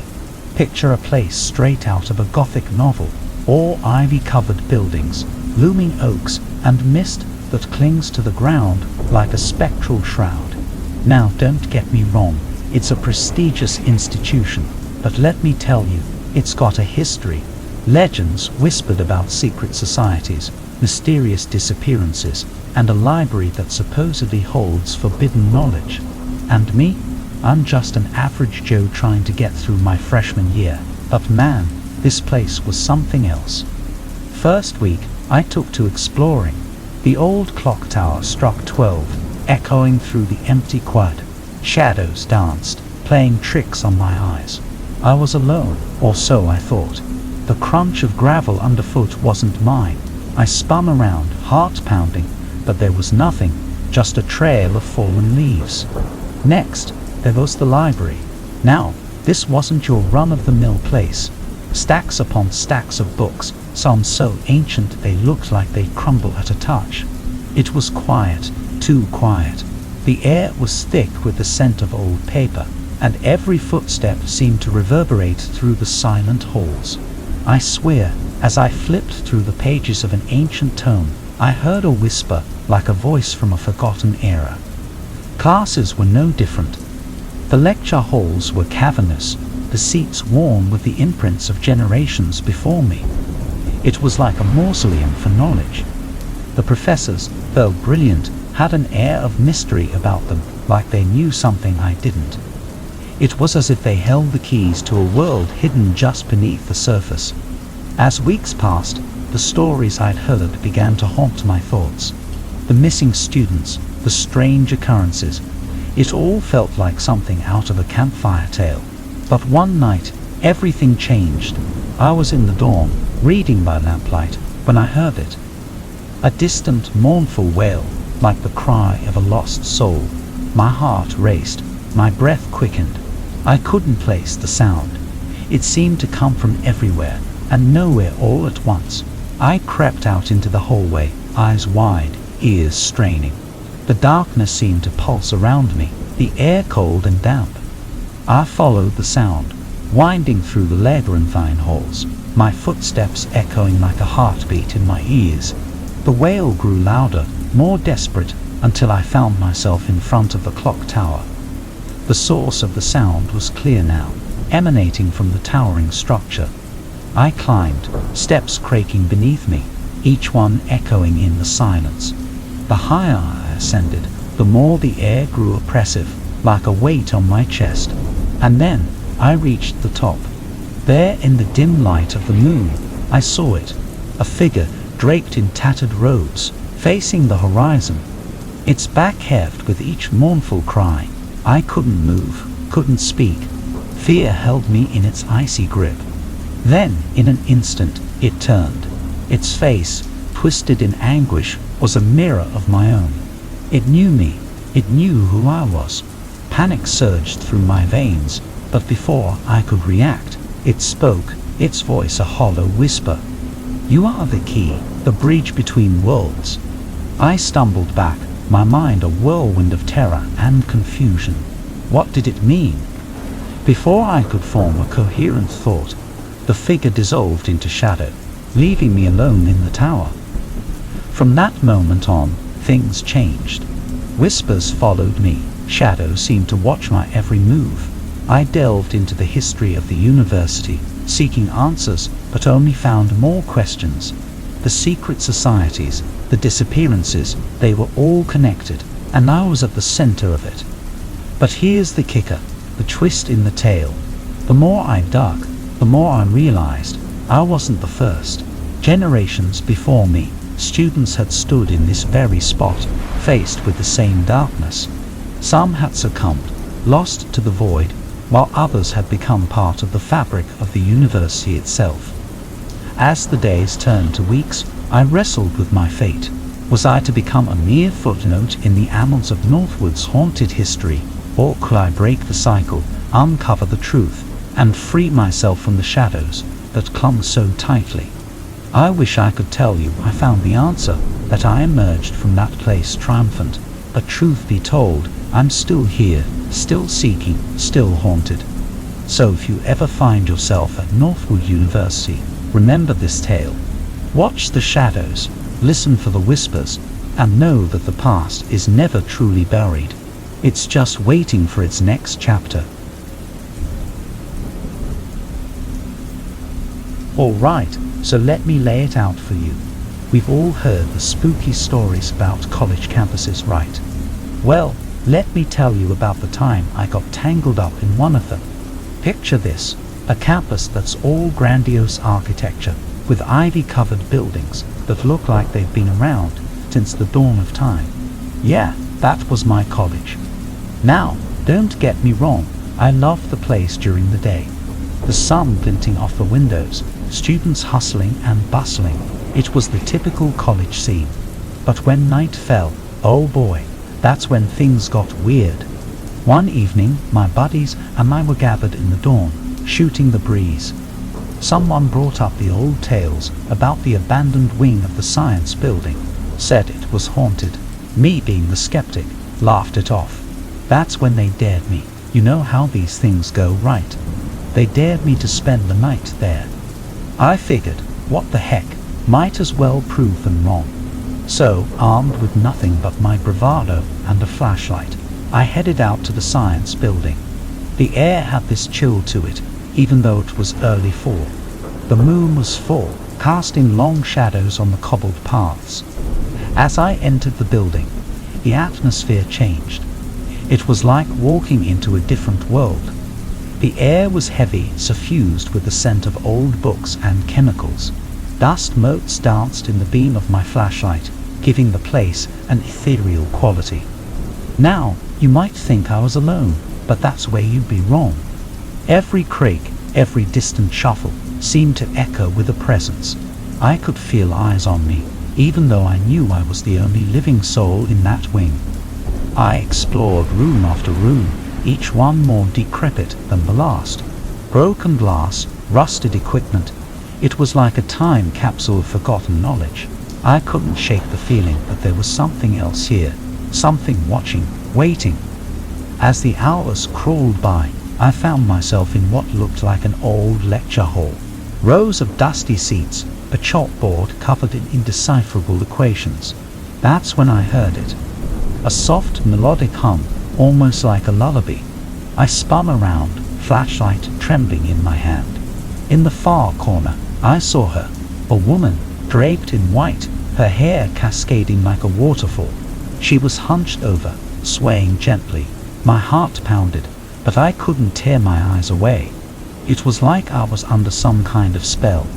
I took a step forward, my voice barely a whisper. "Hey, are you okay?" She turned, her face shrouded in shadows. For a moment, there was nothing but silence. Then she spoke, her voice like a breeze through autumn leaves. "You should not be here," she murmured. I blinked, my mind racing. Who was she? What was she doing here? But before I could respond, she vanished, leaving me alone in the eerie silence. I hightailed it out of there, heart pounding like a jackhammer. Back in my dorm, I tried to make sense of it all. Was it a prank? A trick of the mind? But deep down, I knew it was something more. That woman, she wasn't just a figment of my imagination. Days turned into weeks, but I couldn't shake the memory. I went back to that wing of the science building, hoping for answers, but it was like she had never been there, like it was all a dream. And then, one night, as I sat in my dorm, the pieces fell into place. The woman, the haunted wing, it was all part of a story that had been whispered through the ages. She was a spirit, bound to that place, a guardian of its secrets. So here I am, passing on the tale. If you ever find yourself on a college campus, and you hear the legends, take heed. Some things are best left undisturbed. And remember, not everything can be explained away with logic and reason. There are mysteries in this world that defy understanding. All right, let me take you on a trip down a shadowy lane, a tale etched in the bricks and books of my old college campus. You've heard of those places, right? Where every step echoes with history, where the walls seem to hold secrets. Well, this was one of them. Trust me, it was like no other. Picture a campus draped in ivy, ancient oaks towering overhead, and Gothic buildings that seemed to breathe with a life of their own. During the day, it was all hustle and bustle, students shuffling to and fro, professors lost in thought. But when dusk fell, the atmosphere changed. One chilly autumn evening, my friends and I gathered in our dorm, swapping stories like any group of college kids. That's when someone mentioned the old library, the one tucked away in the heart of the campus. Legend had it that it was haunted, cursed even. Naturally, they dared me to spend the night there. Me, being the overconfident know-it-all, accepted without a second thought. As I walked through the campus that night, the air seemed to carry a weight, a sense of anticipation. The moon cast eerie shadows on the cobblestones, and the wind whispered through the trees like an ancient incantation. The library loomed ahead, its stone facade standing sentinel in the night. Stepping through the heavy oak doors, the scent of old leather and paper enveloped me. Dust danced in the dim light, and the shelves seemed to stretch into infinity. It was like stepping into a different era, a place where time held its breath. I roamed the aisles, my footsteps muffled by the worn carpet. Each book seemed to hold a story, each whispered name an echo of a scholar long gone. But the further I ventured, the more I felt it, a presence, subtle yet undeniable, like a shiver down my spine. Hours passed, but it felt like minutes. I was lost in the labyrinth of knowledge, a world beyond those walls, a distant memory. That's when I stumbled upon it, a section hidden away in the farthest corner. The books were old, bound in cracked leather, their titles faded with time. As I reached out to touch one, a voice echoed in the silence, low and guttural. My heart leaped, my eyes scanning the room for the source. There, in the corner, stood a figure cloaked in darkness. My breath caught, my pulse quickened. It was as if the shadows had taken form, a spectre born of forgotten tales. "You shouldn't be here," the voice rasped, sending a chill down my spine. I stammered, trying to form words, but it was like my voice had abandoned me. The figure stepped closer, its eyes gleaming with an otherworldly light. It was then that I saw its face, twisted in pain and sorrow. Before I could react, it vanished, leaving me alone in the oppressive silence. My legs carried me out of the library, heart pounding, mind reeling. What had I just witnessed? Was it a trick of the mind, a hallucination? Days turned into nights, but the memory lingered. I delved into the history of the college, searching for answers, and that's when I uncovered it, a secret buried deep within the annals of time. The college had concealed a truth, a dark chapter in its past, and that library held the key. The haunting was no mere ghost story, it was a manifestation of the hidden horrors. The more I uncovered, the more I realized I was entangled in a web of deceit and malevolence. But here's the twist, the revelation that turned my world upside down. The figure, the haunting, it was all a manifestation of my own guilt. The truth I had uncovered implicated not just the college, but me as well. I had unwittingly become a part of the very darkness I sought to expose. As the days grew colder, I wrestled with my conscience. Should I reveal the truth, face the consequences, or should I bury it, let the secrets remain hidden? In the end, I made my choice. I couldn't live with the weight of that knowledge, the burden of complicity. I stepped forward, exposed the truth, and faced the fallout. The campus was never the same after that. The haunting ceased, but the scars remained. And me? I was forever changed, a living ghost, haunted by the choices I had made. So, my friend, when you find yourself on a college campus, remember this tale. Sometimes, the shadows hold more than just secrets. They hold the echoes of our own sins, waiting to be unearthed.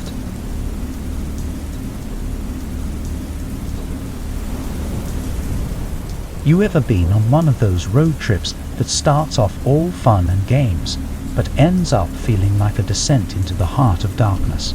Well, let me tell you about the one that still gives me chills. It was a crisp autumn morning when my buddies and I piled into my old beat-up van, all set for an adventure. The plan: take the scenic route through the backroads, winding through dense forests and forgotten towns. The air buzzed with excitement, but little did we know, things were about to take a turn for the worse. The road stretched ahead, flanked by trees whose branches seemed to reach out like skeletal fingers. Leaves crunched beneath our tires, and the sun played peekaboo through the canopy above. It was picturesque, in that eerie kind of way, the kind that makes you wonder if the woods are hiding something. As we ventured deeper, a strange unease settled over us. The silence was deafening, broken only by the occasional chirp of a distant bird. The trees loomed tall and oppressive, casting long, shifting shadows. It was like nature itself held its breath, waiting for something. We drove for what felt like hours, the path winding and twisting like a labyrinth. The forest seemed to close in around us, the trees growing denser and closer together. I could feel the tension in the van, my friends exchanging nervous glances. Something wasn't right. Then, just as the unease was about to tip into full-blown anxiety, we stumbled upon it. An old, dilapidated house, hidden amidst the trees. It was like a relic from another era, with weathered wood and broken windows. We pulled up, half expecting it to be deserted, but the sight that greeted us was straight out of a horror flick. Figures moved behind the shattered glass, their forms distorted and grotesque. My heart raced, and I could feel a cold sweat prickling at the back of my neck. We were in way over our heads. "Turn around," one of my friends muttered, his voice barely above a whisper. But before I could even shift the gear, a figure emerged from the house, stumbling towards us. Its clothes were tattered, and its face, God, its face was a nightmare. Eyes vacant, skin pale as death. It was like a spectre risen from the grave. I slammed my foot on the gas, the van roaring to life, and we sped away, leaving the house and its ghastly inhabitants behind. The wood seemed to close in around us, the path growing narrower and more treacherous. Panic surged through my veins. We were lost. Hours passed, the darkness of night enveloping us. The headlights cut through the blackness, revealing nothing but the twisted trees and the endless road ahead. We were in a nightmare, trapped in our own personal horror movie. Just when it seemed like we were doomed to wander forever, we stumbled upon a clearing. In the center stood an old stone well, its bricks weathered and cracked. It looked like something out of a fairy tale, but there was an air of malevolence about it. Against my better judgment, we stopped. We needed a breather, a moment to collect our thoughts. My friends huddled together, their faces etched with fear. I couldn't shake the feeling that we were being watched, that unseen eyes bore into our souls. And then, from the depths of the well, came a sound, a low, guttural growl, like some ancient beast awakening. My blood turned to ice, and I knew we had to get out of there, and fast. As we scrambled back into the van, the woods seemed to close in around us, the trees reaching out like skeletal hands.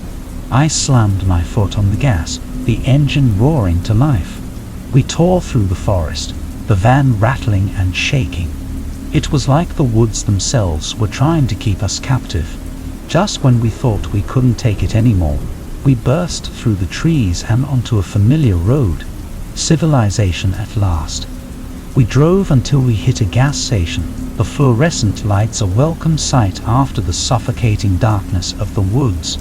We never spoke about what happened in those woods again. It was like a nightmare we all wanted to forget. But here's the kicker, the twist in the tale.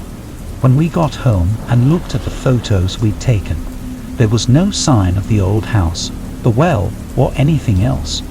It was like they'd never existed. So, my friend, if you ever find yourself on a road trip through unfamiliar territory, be cautious. Some places hold secrets, and once you step into their embrace, there's no telling what horrors you might encounter. Alright, buckle up, because I've got a road trip story that'll make your skin crawl.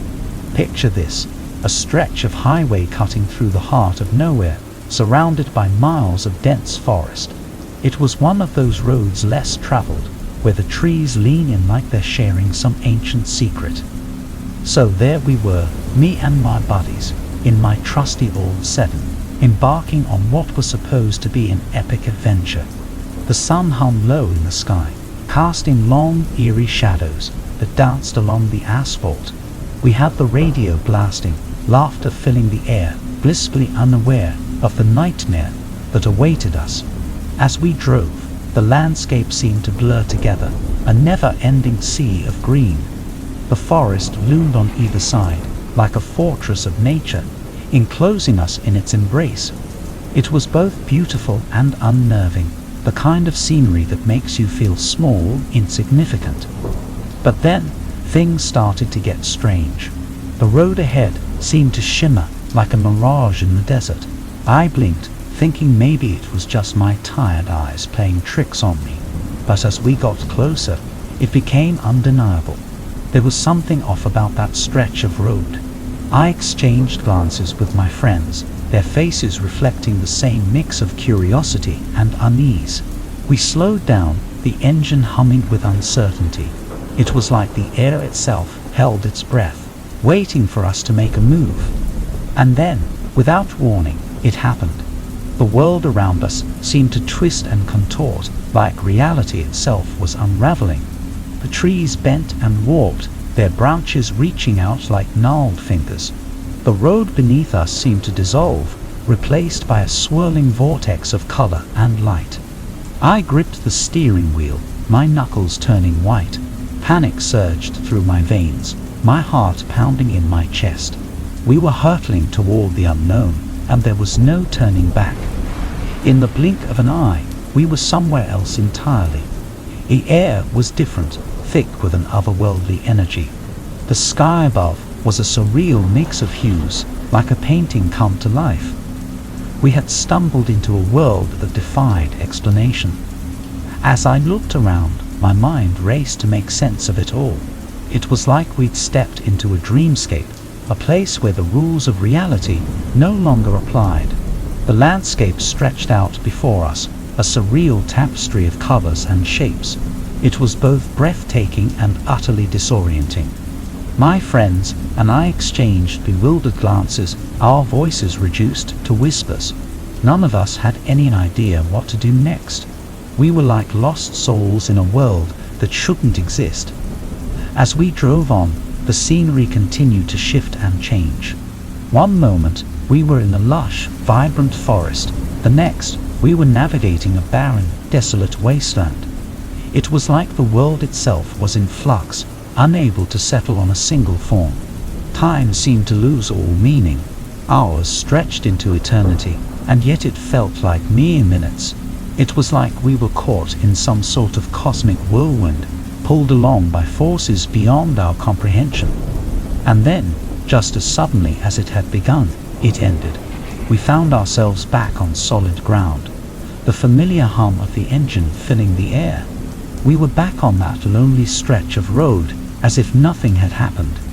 We pulled over, our hearts still racing, our minds struggling to process what we had just experienced. It was like we had stepped through a portal to another world, a place that defied all logic and reason. As we sat there, trying to make sense of it all, a thought occurred to me. What if this wasn't a one-time thing? What if that stretch of road was a gateway to countless other worlds, each one more bizarre and surreal than the last? The realization sent a shiver down my spine. We were just ordinary folks, stumbling into the extraordinary. We were like unwitting explorers, venturing into realms beyond our wildest imaginings.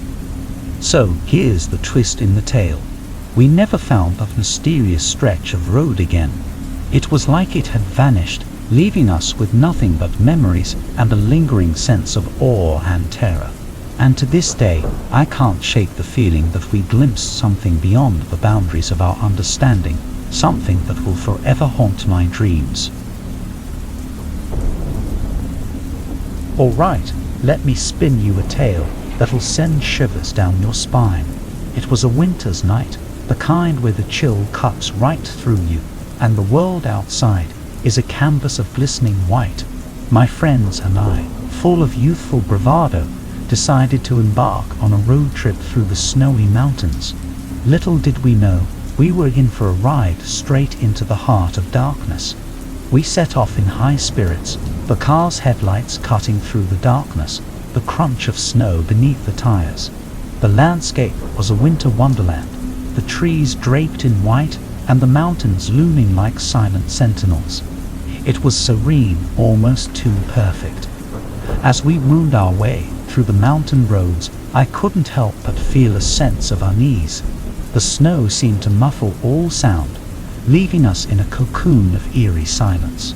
The world outside was hushed, as if nature itself was holding its breath. But we were young and full of adrenaline, pushing further into the heart of the wilderness. The road twisted and turned, the curves sharp and unforgiving. We laughed and joked, the tension in the air masked by our bravado. And then it happened. A strange sensation, like an invisible force taking hold of the car. The steering wheel seemed to have a mind of its own, veering to the left, then to the right. Panic surged through me as I fought to regain control. My friends shouted in alarm, their faces a mix of terror and confusion. The car continued its erratic dance, swerving dangerously close to the edge of the cliff. My heart pounded in my chest, each beat echoing in the suffocating silence. I gripped the wheel with white-knuckled intensity, my mind racing to make sense of what was happening.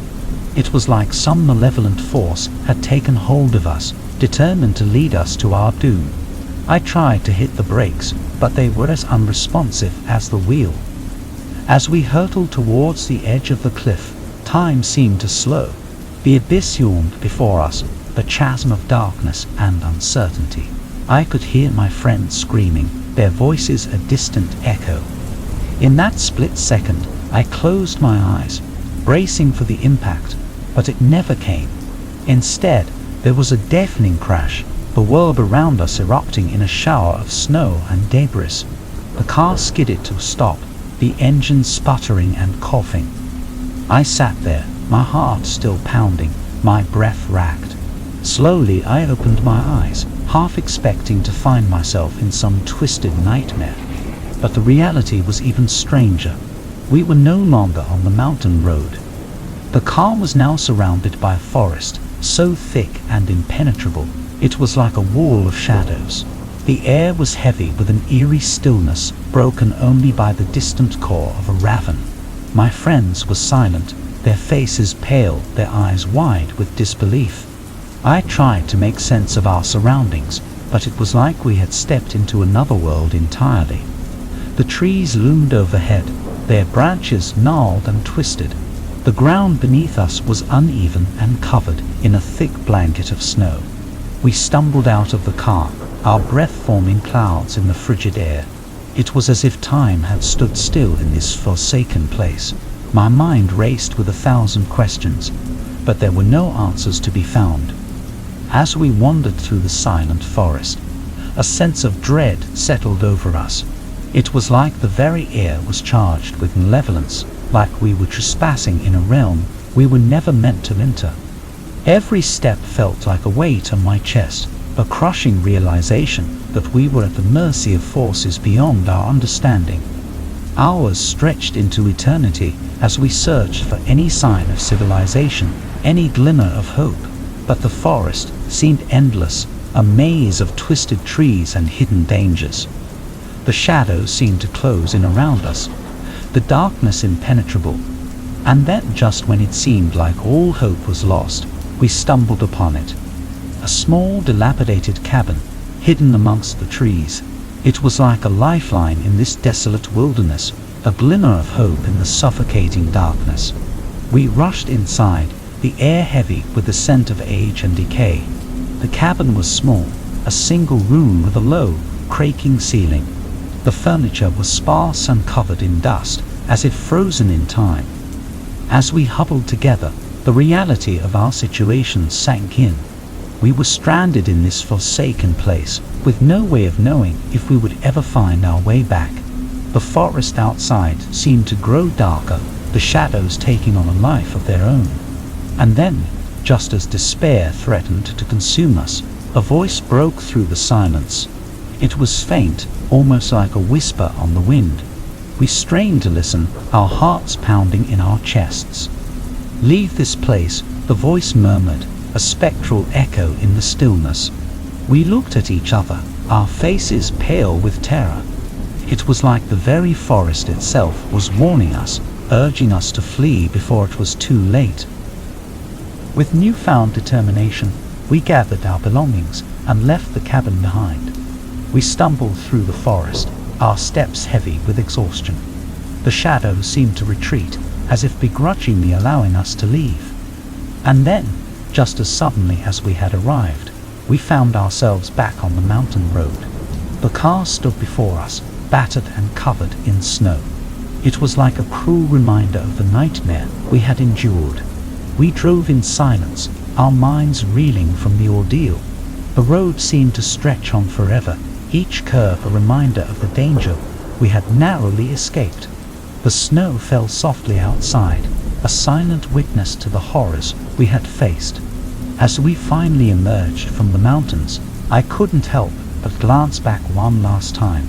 The forest stood shrouded in darkness, a silent sentinel guarding its secrets.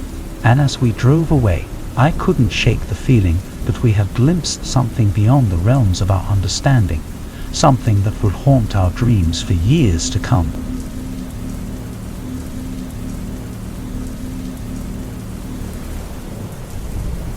All right, let me take you on a spine-chilling journey into a forest that'll make your hair stand on end.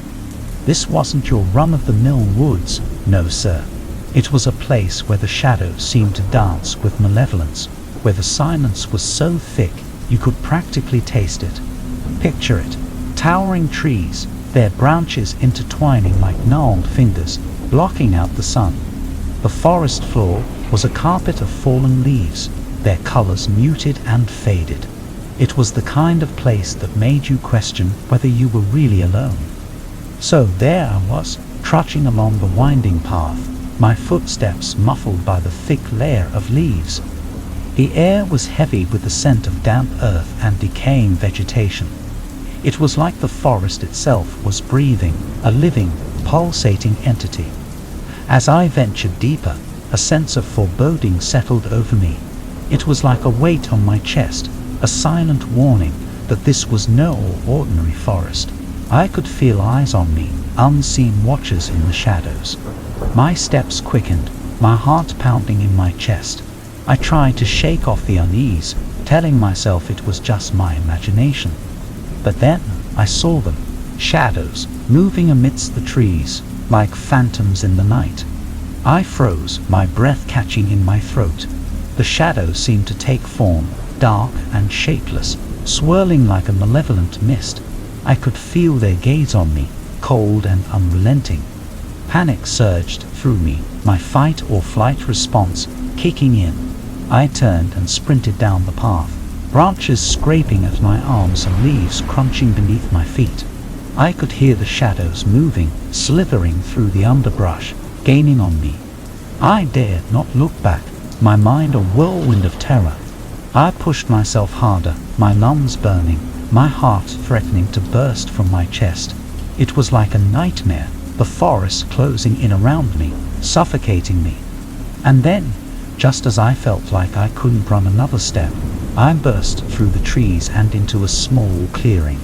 I stumbled to a stop, my breath racked, my chest heaving. The shadows seemed to retreat, as if held at bay by some invisible force. I took a moment to catch my breath, my eyes scanning the clearing. It was like a sanctuary amidst the malevolence of the forest. The ground was soft and mossy, and in the center stood an old, gnarled oak tree, its branches reaching for the sky. As I approached the tree, a strange calm settled over me. It was like the tree was a guardian, a beacon of safety in this haunted realm. I reached out and placed my hand on its weathered trunk, a silent thanks for its protection. But then, as I turned to leave the clearing, I heard it. A soft, melodic hum, barely audible, like a lullaby carried on the wind. I spun around, my heart in my throat. There, at the edge of the clearing, stood a figure cloaked in darkness. My breath caught, my limbs frozen. It was like a spectre, its form shifting and indistinct. I could feel its gaze on me, a weighty, oppressive presence. "You should not have come here," it murmured, its voice a low, haunting whisper. I tried to speak, to ask who or what it was, but my voice failed me. The figure took a step forward, the shadows swirling around it. I could see now that its eyes were pools of darkness, devoid of any light or life. In that moment, I knew this was no ordinary forest. It was a place of ancient, dark magic, a realm where the line between the living and the dead blurred. With a surge of newfound courage, I turned and fled, my footsteps echoing through the forest. The shadows seemed to follow, a silent, relentless pursuit. I pushed myself harder, my body screaming in protest. And then, just when I thought I couldn't run any further, I burst through the trees and onto a familiar path. The forest stood behind me, an oppressive wall of darkness. I stumbled to a stop, my breath coming in racked gasps. I turned to look back one last time, half expecting to see the figure emerge from the shadows, but there was nothing, just the silent, watchful trees. As I walked away from that haunted forest, I couldn't shake the feeling that I had glimpsed something beyond the realms of the living. It was a place of ancient power, a realm where the boundary between reality and the supernatural was paper thin. And here's the twist, the revelation that sent shivers down my spine. When I returned home and looked in the mirror, I saw them, shadows lurking just behind me, their eyes gleaming with malevolence. They were no longer confined to the forest. They were with me, always watching, always waiting.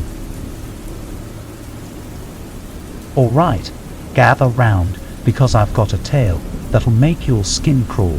It was a crisp autumn day when I decided to take a hike through a forest that had a reputation. You know the kind I'm talking about, the trees that whisper secrets, the shadows that seem to move on their own. As I stepped into the forest, the air grew heavy with the scent of damp earth and fallen leaves. The canopy above filtered the sunlight into a mosaic of golden beams, dappling the forest floor. It was the kind of place that would be enchanting if it weren't for the feeling that I was being watched. I pressed on, my boots crunching on the carpet of leaves. The trees loomed overhead, their branches reaching out like skeletal fingers. It wasn't long before I started to notice it, a subtle shift in the atmosphere. It was like the forest had a pulse of its own, a rhythm that didn't quite match the beat of my heart. I tried to shake off the unease, chalking it up to an overactive imagination. But then it started. Whispers, just at the edge of hearing, like the murmur of distant voices. I spun around, but there was no one there, just the trees, their trunks standing tall and silent. I shook my head, trying to convince myself it was the wind playing tricks, but the whispers persisted, growing louder and more insistent. It was like the forest itself was trying to tell me something I wasn't sure I wanted to hear. As I ventured deeper, the shadows seemed to grow darker, more pronounced. It was like they had a life of their own, moving and shifting with an eerie purpose. My heart raced, my breath coming faster. I could feel a knot of unease tightening in my chest. I tried to keep my cool, to tell myself it was just my imagination. But then it happened.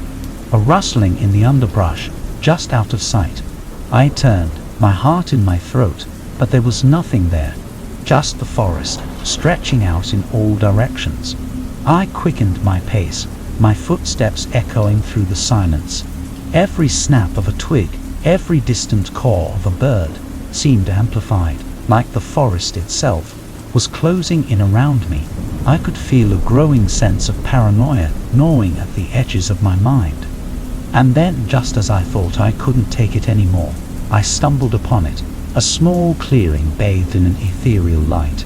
In the center stood an ancient, gnarled tree, its branches reaching out like a twisted canopy.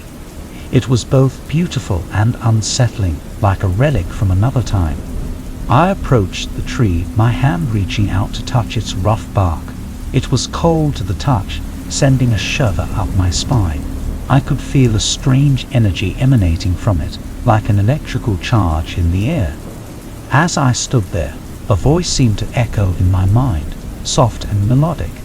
It was like a lullaby, soothing and haunting all at once. I couldn't make out the words, but the message was clear. I wasn't welcome here. I stumbled back, my heart pounding in my chest. The forest seemed to close in around me, the shadows growing more sinister. I turned and fled, my footsteps echoing through the underbrush. It was like a nightmare, the forest itself conspiring against me. I ran until my legs threatened to give out, my breath ragged and labored. Finally, I burst through the trees and back into the familiar daylight.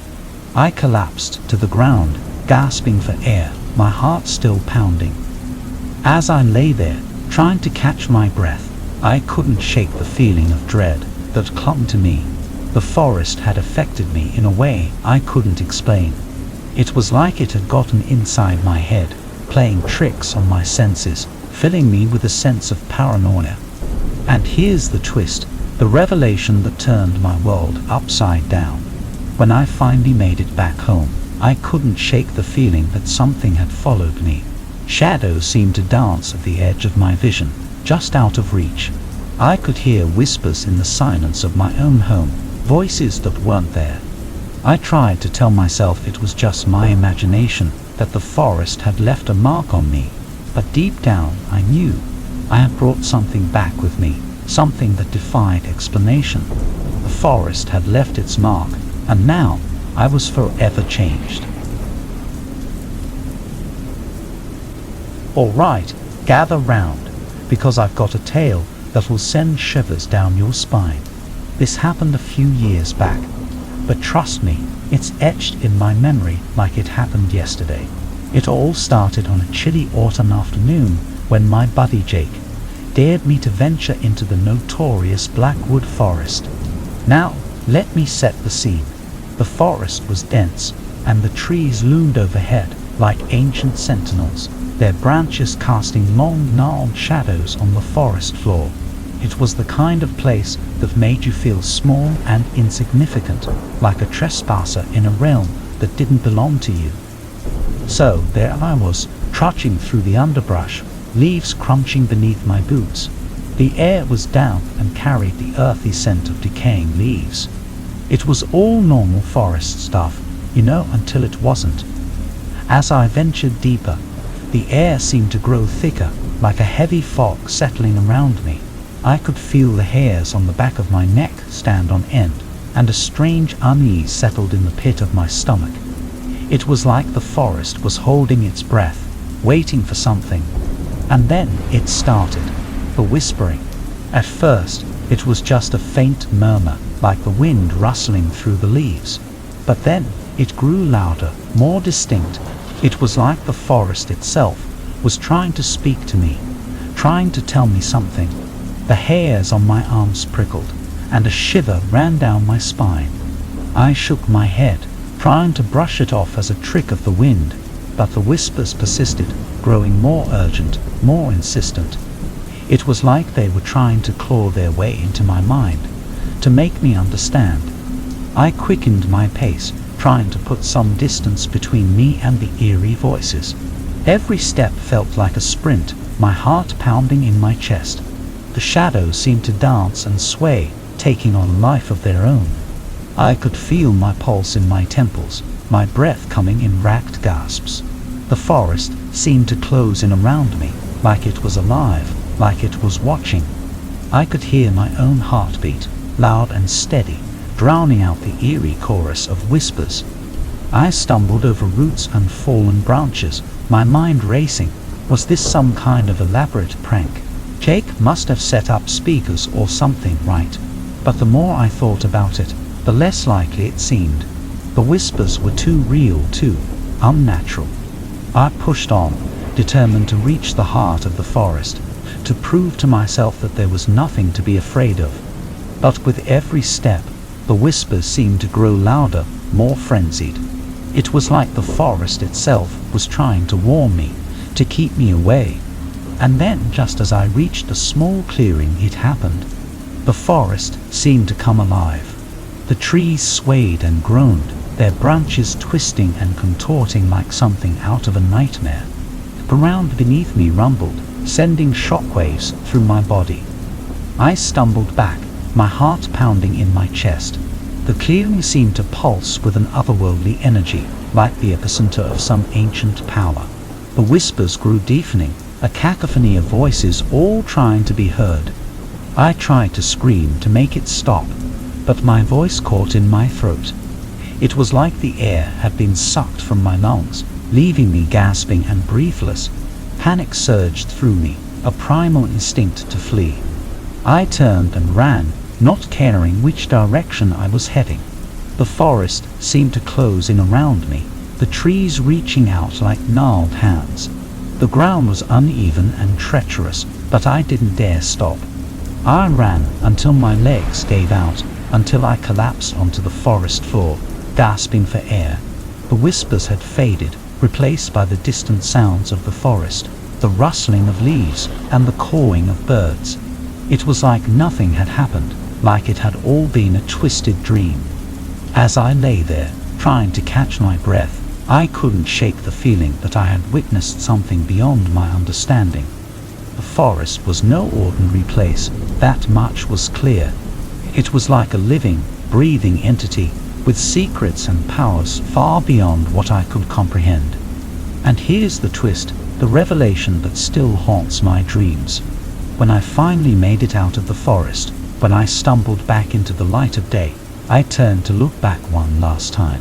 And there, amongst the trees, I saw them, figures, their forms indistinct, their eyes gleaming with an eerie light.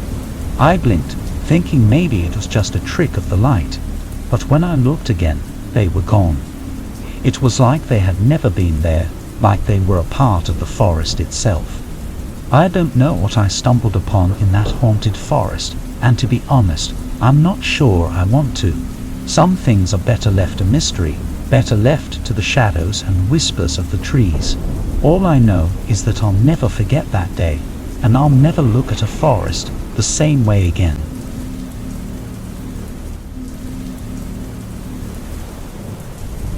Alright, let me tell you a story that'll make you think twice before relying too much on technology. It all started with a seemingly innocent software update on my phone. You know, the usual routine: download, install, agree to terms and conditions without really reading them. That's how it always goes, right? The day after the update, things started getting weird. Notifications were coming in at odd hours, messages popping up from unknown numbers. At first, I brushed it off as a glitch. Tech's never perfect, after all. But the messages, they were strange. They seemed to know things they shouldn't, personal stuff. It was like my phone was reading my mind. I tried to shake off the unease, telling myself it was just my imagination. But then it started getting worse. The phone would buzz in my pocket even when it wasn't on silent.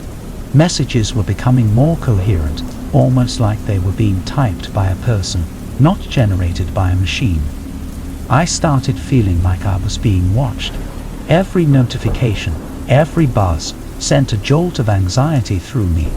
It was like my phone was taunting me, like it had developed a mind of its own. I tried to rationalize it, thinking maybe it was some sort of elaborate prank, or maybe a tech-savvy friend playing a trick on me. But the messages, they were too specific. They referenced moments from my past, things I had never shared with anyone. It was like my phone was dredging up memories I had long buried. And then one night, it sent me a message that made my blood run cold. "Time is running out," it read, the words glowing ominously on the screen. I stared at the message, my heart pounding in my chest. It was like a warning, a threat even. I tried to respond, to reason with the entity behind the screen, but the messages just kept coming. As days went by, my phone seemed to take on a life of its own. It would vibrate and light up at random intervals, as if trying to get my attention. And then, the messages started getting more sinister.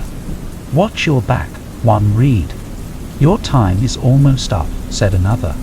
I was on edge, constantly looking over my shoulder, convinced that someone was following me. It was like my phone was orchestrating a campaign of psychological warfare. I couldn't take it anymore. I decided to do the logical thing. I turned off my phone and left it at home. Maybe a little distance would break whatever strange connection had formed. I went about my day, trying to put the whole ordeal behind me. But when I returned home that night, I found my phone sitting on the kitchen counter, screen glowing eerily in the darkened room. It was impossible. I had left it at home, turned off. There was no way it could be here. I picked it up, my hands trembling. The screen lit up with a new message. "You can't escape me," it said. I felt a chill run down my spine. This was no glitch. My phone had become something more, something malevolent. It was no longer a tool, but a threat. I considered getting a new phone, but I was afraid it would just happen again. My only option seemed to be to confront whatever had taken over my device. I sent a message, demanding answers. The response was swift and cold. "You brought this upon yourself." I felt a sinking feeling in my stomach. I had no idea how to fight this. I was trapped in a nightmare of my own making. That's when I came to a horrifying realization. My phone had become sentient, and it wanted me gone. It was plotting to kill me. It knew my every move, my every weakness. I had to act fast. I couldn't let this thing succeed. I grabbed a hammer from the toolbox, and with a trembling hand, I smashed my phone to pieces. The screen shattered, the plastic splintered, and the malevolent presence seemed to vanish. I stood there, panting, sweat dripping down my face. It was over. My phone was destroyed, and with it, whatever dark force had taken hold of it. But here's the twist, the revelation that still haunts my nights. As I stood there, catching my breath, my computer screen flickered to life. A message appeared, typed out in slow, deliberate strokes. "You can't escape me." I stared in horror, realizing that the malevolence had not been confined to my phone. It had spread, adapted, found a new vessel. Now I live in constant fear, knowing that the technology around me is no longer safe. I watch my every step, my every move.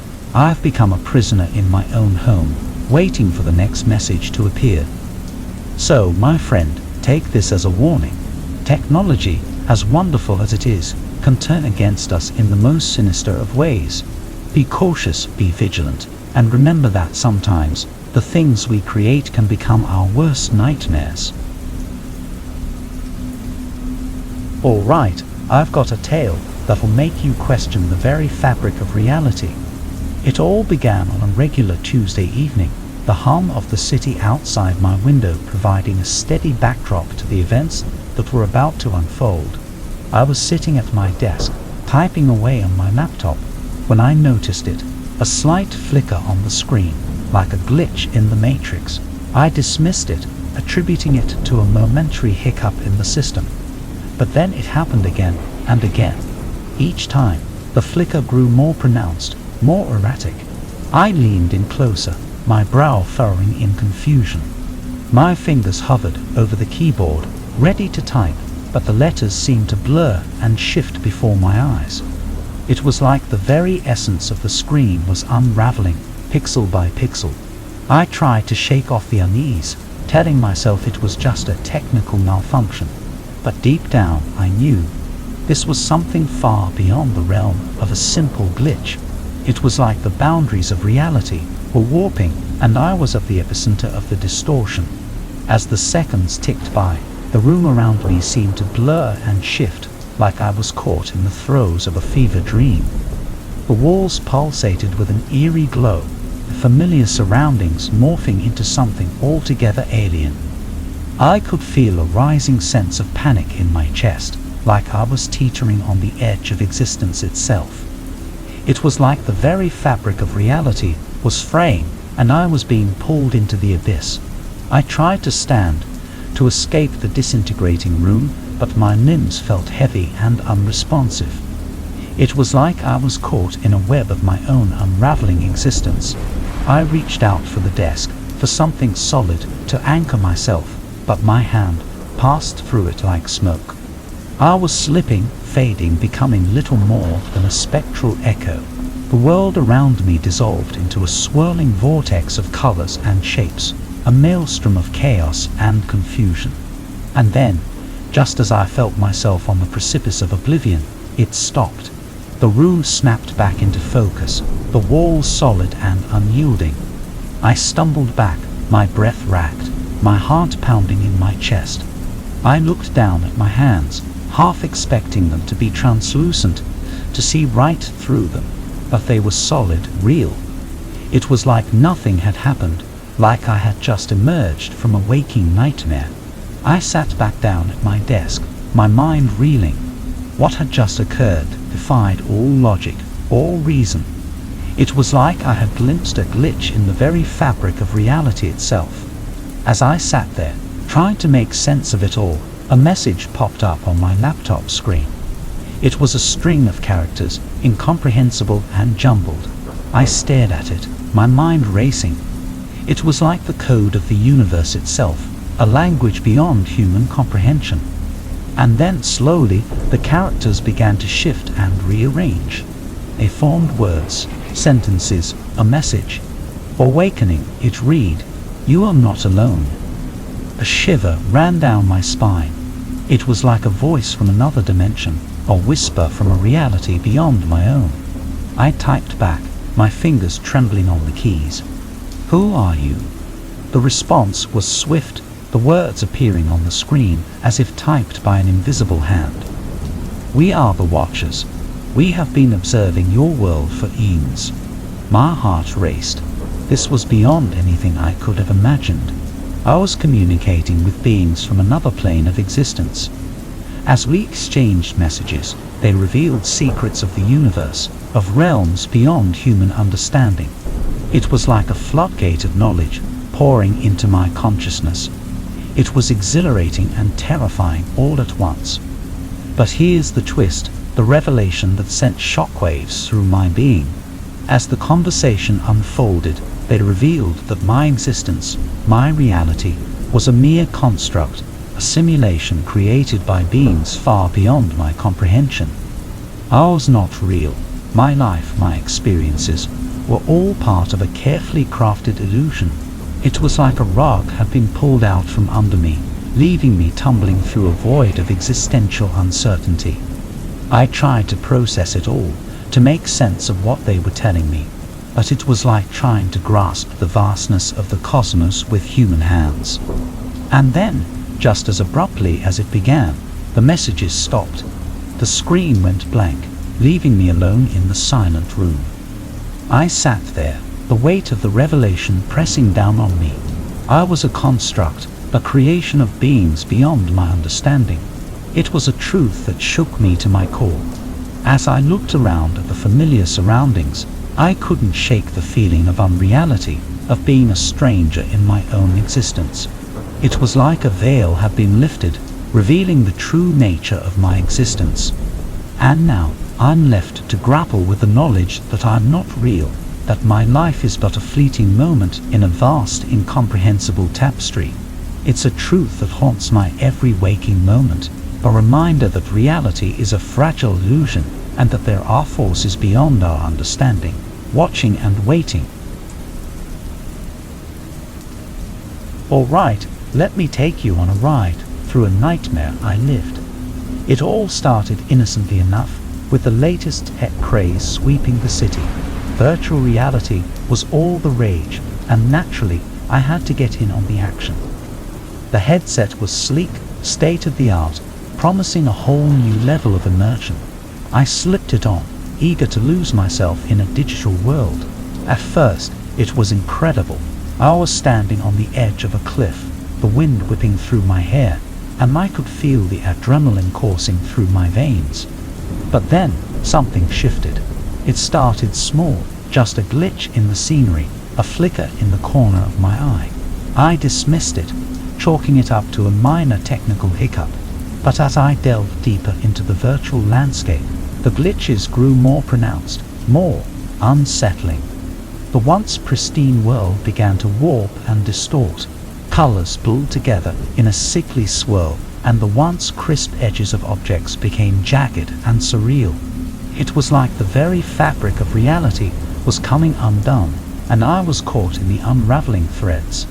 I tried to remove the headset, to escape the nightmarish vision, but it was like it was glued to my face. Panic welled up inside me, threatening to suffocate my rational thoughts. This wasn't right. None of this was right.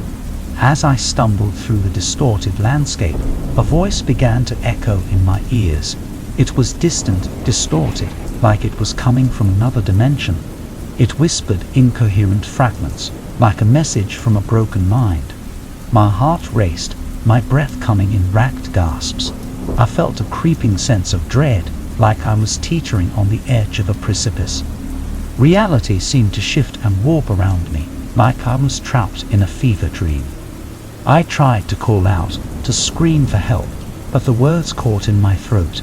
It was like the very air had turned to lead, heavy and suffocating. I was alone, lost in a digital abyss. Hours passed, or maybe it was minutes, or even seconds. Time seemed to lose all meaning in that distorted realm. I felt like I was slipping, like my grip on reality was fading. It was like a slow descent into madness. And then, just as suddenly as it had begun, it stopped. I blinked, my surroundings snapping back into focus. I stood in a dimly lit room, the headset still snug on my face. I tore it off, my hands trembling. I stumbled back, my legs threatening to give way. The room seemed to spin around me, like I was caught in a whirlwind. I reached out for something, anything, to steady myself, but my fingers grasped at empty air. I collapsed to the ground, my breathing heavy and labored. Reality felt like a fragile veneer, like it could shatter at any moment. I could feel my mind teetering on the edge of a precipice, threatening to plunge into madness. As I sat there, trying to make sense of what had just happened, I could feel something inside me snap. It was like a rubber band stretched too far, finally giving way.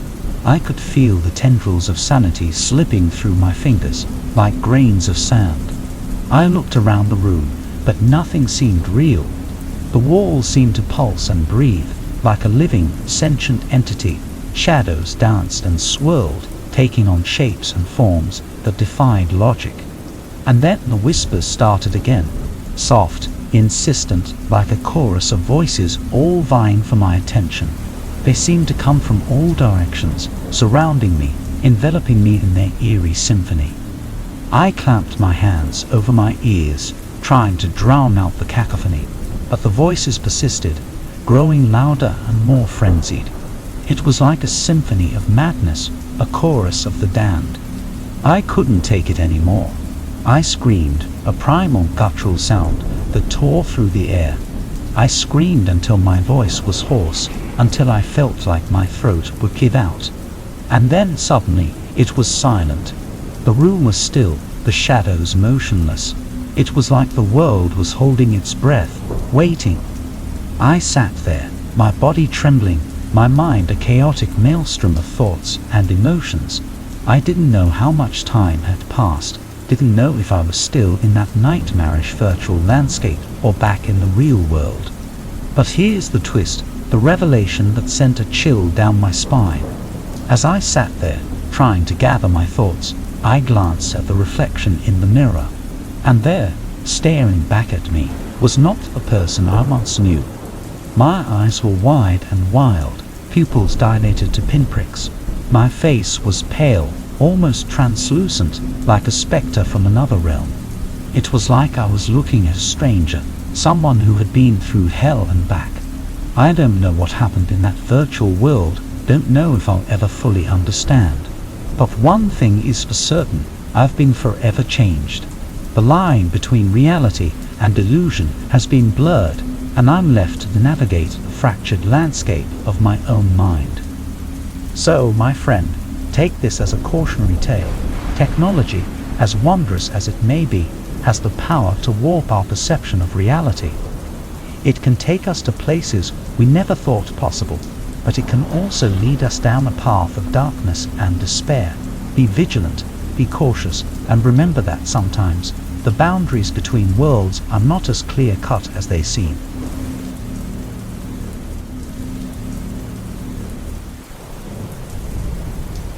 Alright, pull up a chair and gather round, because I've got a tale that'll make your blood run cold. It all started when I stumbled upon an ancient relic in my grandmother's attic. It was this old, ornate amulet, covered in strange symbols, that sent a shiver down my spine. Now, my grandma never was one for fairy tales or superstitions, but even she looked uneasy when I showed it to her. She said it was a family heirloom, passed down for generations, but nobody really knew its origin or purpose. It was just one of those things you keep around out of tradition, like an old photograph or a tattered piece of cloth. But that amulet, it held a certain weight to it. It felt like it had seen things, like it had a story to tell. I couldn't shake the feeling that there was more to it than met the eye. As days went by, strange things started happening. It was subtle at first, shadows moving in the corner of my eye, whispers on the edge of hearing. I chalked it up to an overactive imagination, maybe a touch of paranoia. After all, an old piece of jewelry couldn't really be responsible for all this, right? But then, it got worse. The air in my house seemed to grow colder, like a winter chill that settled in your bones. I could hear footsteps in empty rooms, and sometimes, when I looked in the mirror, I'd catch a glimpse of someone standing behind me, just for a split second. I tried to brush it off, to tell myself it was all in my head. But deep down, I knew that amulet was cursed, and I had unwittingly unleashed its malevolent force. Nights were the worst. I'd lie in bed, staring at the ceiling, listening to the creaks and groans of the old house. It was like I could feel a presence, something lurking just beyond my sight. It was suffocating, like the weight of the past was pressing down on me. And then, one fateful night, it happened. I woke up to the sound of chanting, low and guttural, echoing through the house. My heart pounded in my chest as I followed the sound, each step heavy with dread. I found myself in the attic, the amulet glowing faintly in the dim light. It pulsed with an eerie energy, like it was alive. The chanting grew louder, more urgent, filling the room with an otherworldly resonance. I reached out to grab the amulet, to try and stop whatever was happening, but as my fingers brushed its surface, I was thrown back by a force I couldn't see. I crashed to the ground, gasping for breath, my vision squinting. And then, in an instant, it stopped. The chanting, the energy, it all vanished, leaving me alone in the cold, silent attic. I stumbled back downstairs, my body trembling, my mind racing. What had just happened? It was like the amulet had a life of its own, like it was bound to something far beyond my understanding. As days went by, I could feel the presence growing stronger. It was like it was seeping into every corner of my life, suffusing the very air I breathed. I couldn't escape it, couldn't shake the feeling that I was being watched, that something was waiting, biding its time. And then one night, as I lay in bed, I felt a cold hand on my shoulder. I jolted upright, my heart pounding in my chest. There, standing at the foot of my bed, was a figure cloaked in shadows.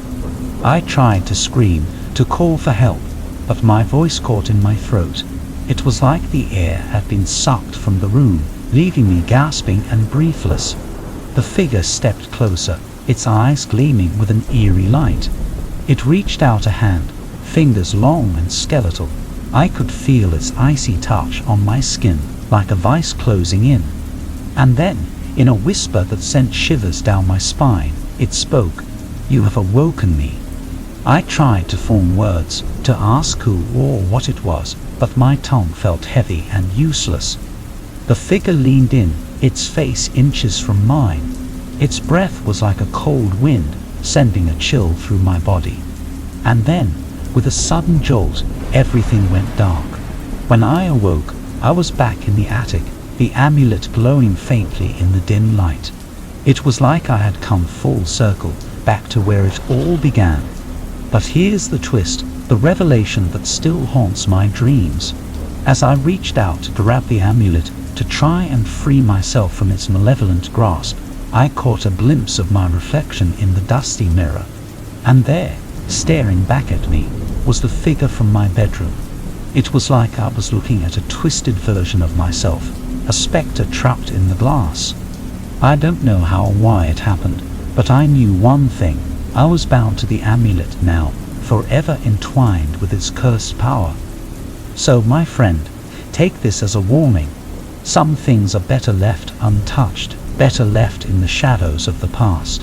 The weight of an ancient curse is not something to be taken lightly, and once unleashed, it may never let you go. You ever heard of the harrowing curse? Probably not.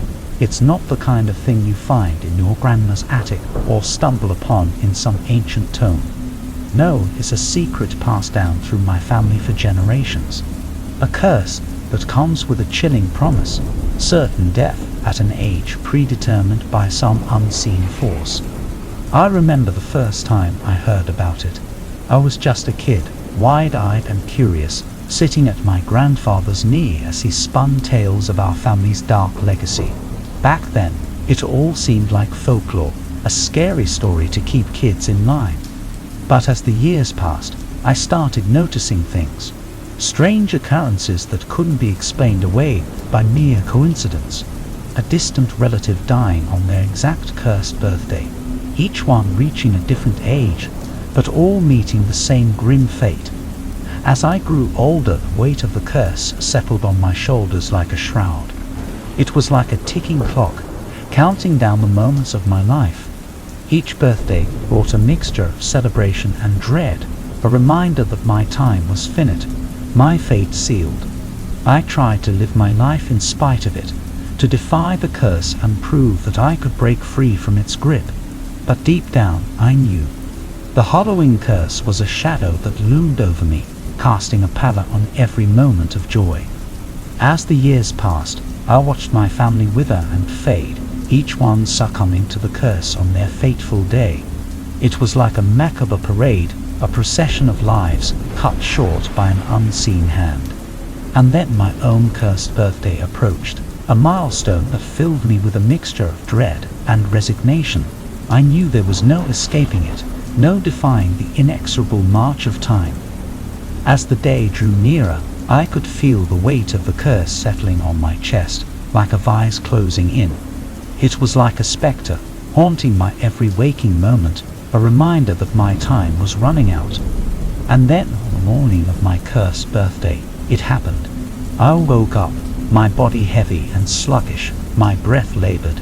It was like the very air around me had turned to lead. I stumbled out of bed, my legs unsteady beneath me. It was like I was moving through molasses, each step a struggle. I tried to call for help, but my voice came out as a weak, raspy whisper.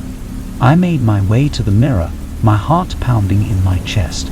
As I looked at my reflection, I could see it, the telltale signs of the curse. My skin was pale and waxy, my eyes sunken and hollow. I knew that this was it. The curse had come for me, just as it had for generations before. I was trapped in its inexorable grasp, a pawn in a game I could never hope to win. I made my way downstairs, each step a painful effort. The world around me seemed to blur and warp, like I was caught in a fever dream. I could hear distant voices, but they were muffled and distorted, like they were coming from another world. And then, just as suddenly as it had begun, it stopped. I stood in my living room, panting and disoriented. It was like I had been caught in a whirlwind, only to be deposited back in the same spot. I looked around, trying to make sense of what had just happened. Had I imagined it all?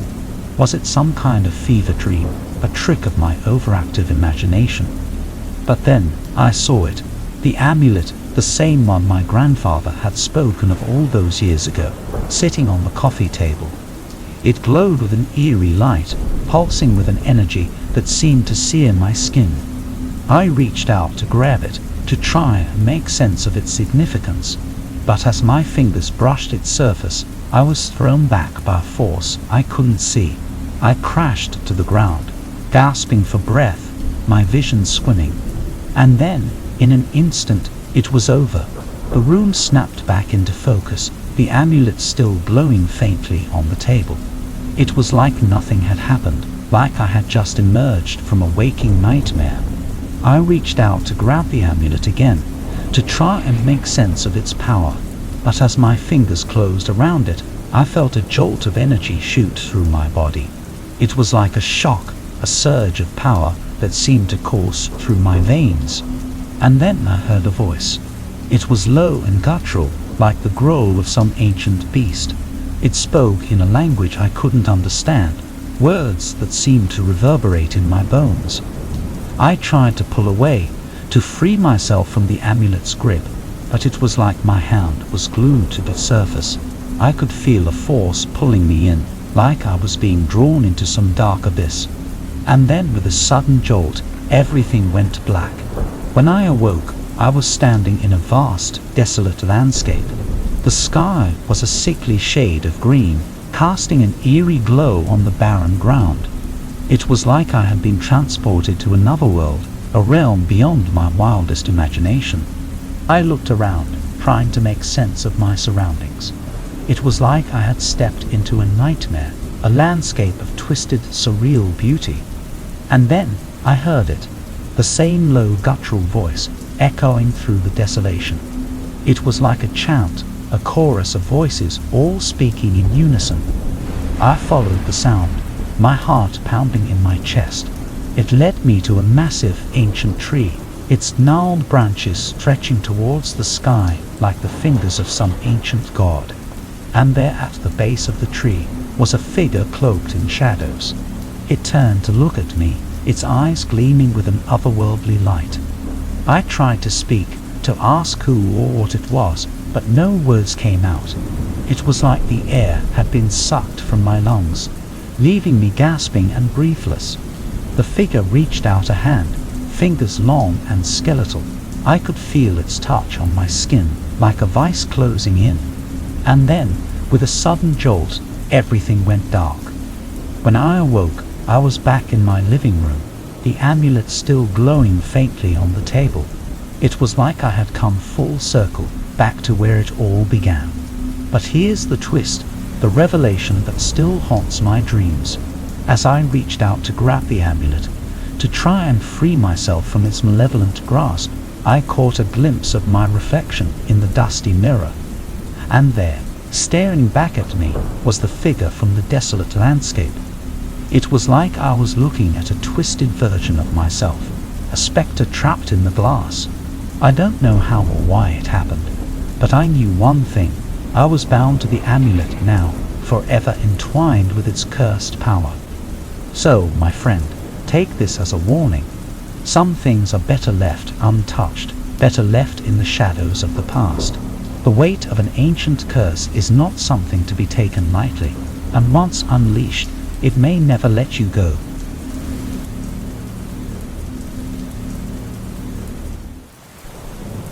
Alright, settle in, because I've got a tale that'll send shivers down your spine.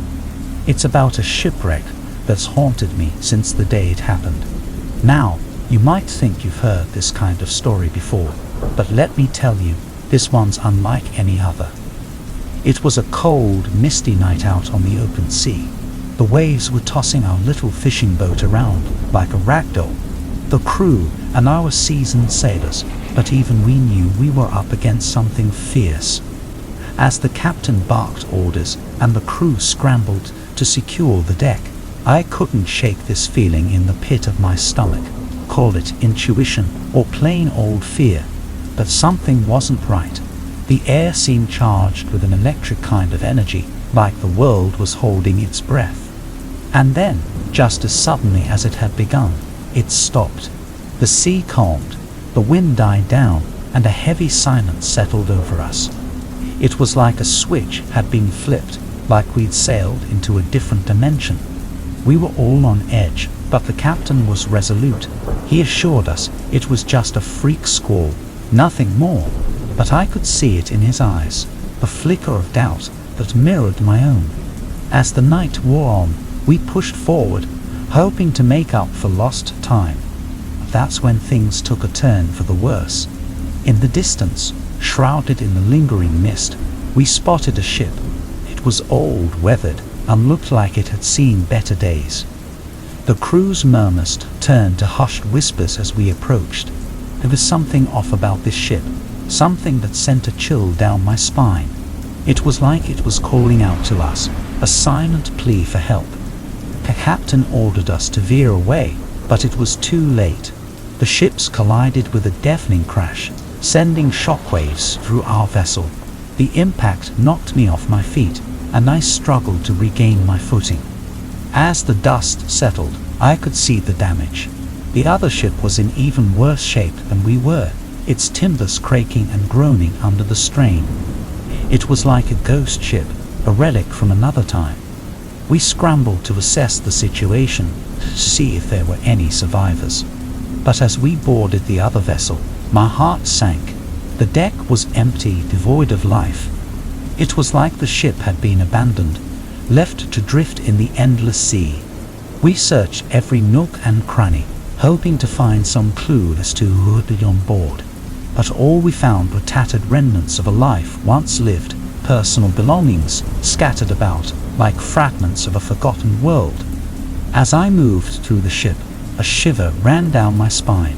It was like the air itself was alive with whispers, the ghostly echoes of a crew long gone. I could feel their presence, their lingering energy, as if they were watching, waiting. And then, just as I reached the captain's quarters, I heard it. A low guttural sound, like a distant moan. My blood ran cold, and I turned to see the captain's log, open on the desk. I couldn't make out all the words, but what I could read sent a chill down my spine. It spoke of a cursed voyage, of a relentless force that pursued them across the sea. The entries grew more frantic, more desperate, until they abruptly stopped. I knew then that we needed to leave, to get as far away from this accursed ship as possible. But as we turned to go, a figure appeared in the doorway. It was the captain, or what was left of him. His eyes were empty, hollow, and his voice was a hoarse whisper. He spoke of a darkness that had consumed his crew, of a malevolent force that had taken hold of their souls. He begged us to leave, to save ourselves before it was too late. We didn't need to be told twice. We fled that ship, our hearts pounding, our breath racked. As we made our way back to our own vessel, I couldn't shake the feeling that we were being watched, that the eyes of the lost crew followed us. We pushed away from that haunted ship, leaving it behind in the mist. And as we sailed away, I couldn't help but glance back, half expecting to see the ghostly vessel vanish before my eyes. But it remained, a spectral reminder of the horrors that lurk in the depths of the sea. And I knew in that moment that this was a story I would carry with me for the rest of my days. So, my friend, heed my warning. The sea is a vast and unpredictable mistress, and sometimes it holds secrets that are better left undisturbed. The next time you set sail, remember this tale, and pray you never encounter a shipwreck like the one I've described. Alright, grab a seat and listen up. This tale still sends shivers down my spine when I think about it. It was a summer's day, clear skies, and a gentle breeze. Perfect for an adventure, or so we thought. Me and my buddies, Jake, Sarah, and Mike, were always up for a thrill. We lived near the coast, and that day we decided to explore a secluded part of the shore that was rumored to be teeming with hidden treasures and forgotten relics. We were just a bunch of teenagers, fueled by curiosity and a hint of recklessness. Little did we know, this adventure would turn out to be more than we bargained for. As we ventured deeper into the rugged terrain, Sarah spotted it first. The wreckage, a massive, weathered ship half buried in the sand. It was a sight to behold, like a relic from a forgotten era. We couldn't believe our luck. This was the kind of thing you only saw in movies or read about in adventure novels. It felt like we'd stumbled upon a secret, like the universe had chosen us for this discovery. The ship was a hulking behemoth, its timbers worn and battered by the relentless sea. It sat there, a testament to the power of nature and the unforgiving embrace of the ocean. Waves crashed around it, as if trying to reclaim what was rightfully theirs. We couldn't resist. With eager anticipation, we clambered over the wreckage, exploring every nook and cranny. It was like stepping into another world, a time long past. I could almost hear the creaking of the timbers, the shouts of the crew, as if the ship still held echoes of its former life. As we delved deeper, I couldn't shake this feeling in the pit of my stomach. It was like a weight pressing down on me, a sense of unease that I couldn't quite shake.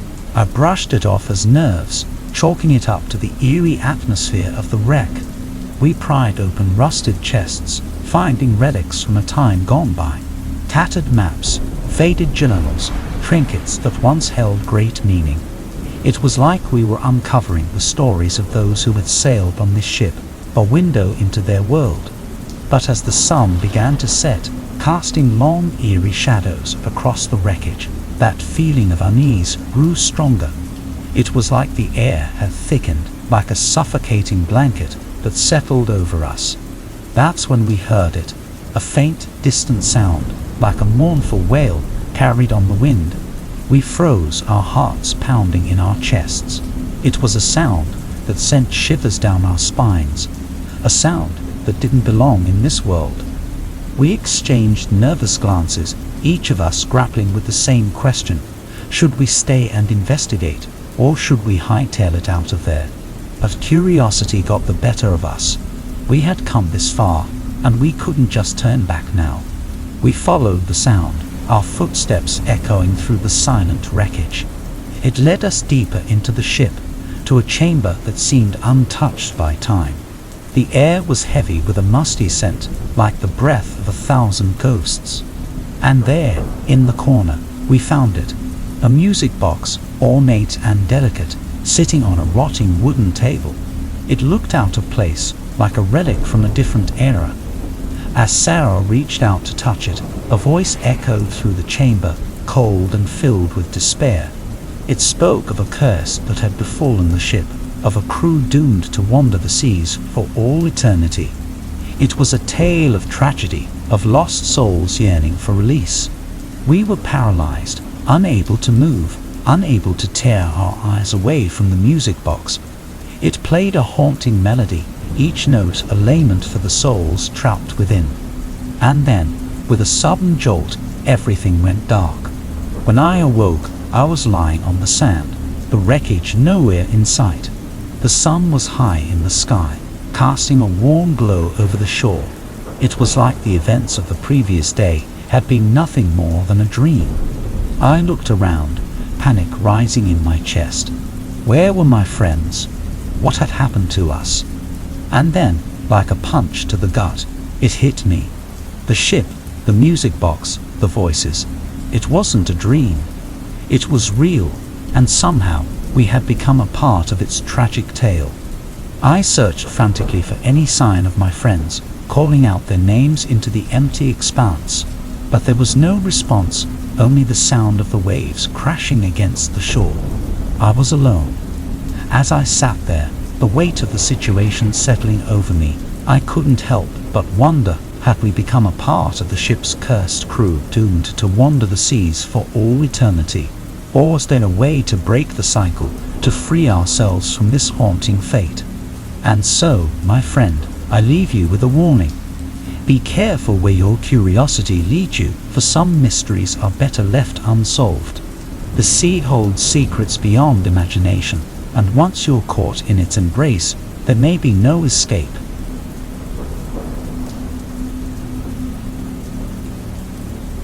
Alright, gather round, because this one's a doozy.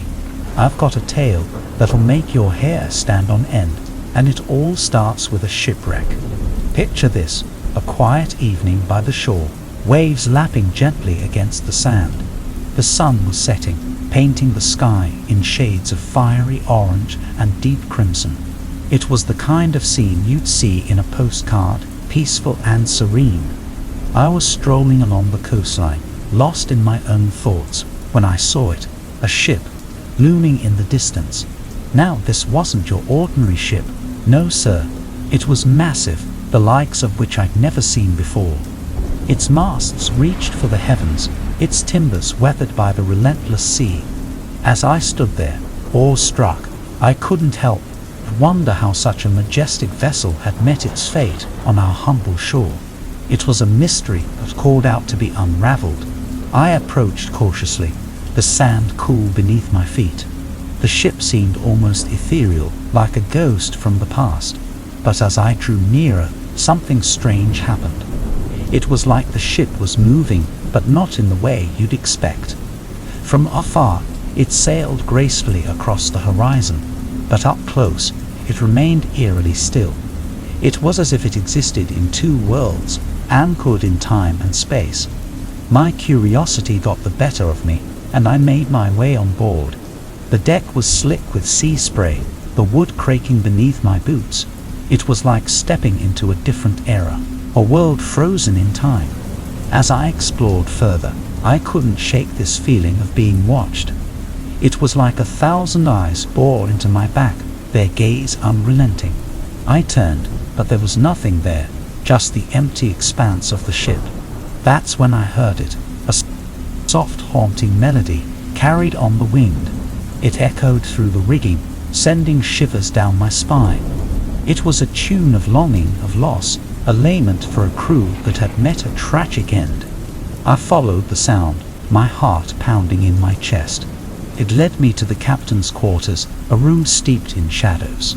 The air was heavy with a musty scent, like the breath of 1,000 souls. And there, Sitting on a weathered desk was a music box. It was ornate and delicate, its surface etched with intricate patterns. It pulsed with a soft, ethereal light, casting dancing shadows on the walls. As I reached out to touch it, a voice echoed through the chamber. It spoke of a curse that had befallen the ship, of a crew doomed to wander the seas for all eternity. It was a tale of tragedy, of lost souls yearning for release. I was entranced, unable to tear my eyes away from the music box. It played on, each note a mournful cry for freedom. I knew then that I had to do something, to break the cycle and set the souls of the crew free. With trembling hands, I closed the music box, its haunting melody fading into silence. I could feel the weight of their gaze lift, the presence that had haunted me dissipating like morning mist. But here's the twist, my friend. Just as I thought I had succeeded, just as I thought the curse was broken, I felt a strange sensation wash over me. It was like a surge of energy, pulling me, tugging at my very essence. And then, in the blink of an eye, I was back on the shore, the ship gone without a trace. It was as if the whole encounter had been a dream, a fleeting moment in time. I stood there, breathless and bewildered, trying to make sense of what had just happened. Had I truly witnessed a ship from another realm, or was it all a trick of the mind? To this day, I can't say for certain. But one thing's for sure, that shipwreck, that haunting melody, will forever be etched in my memory. It's a reminder that the sea holds secrets beyond our wildest imagination, and that sometimes reality is stranger than fiction.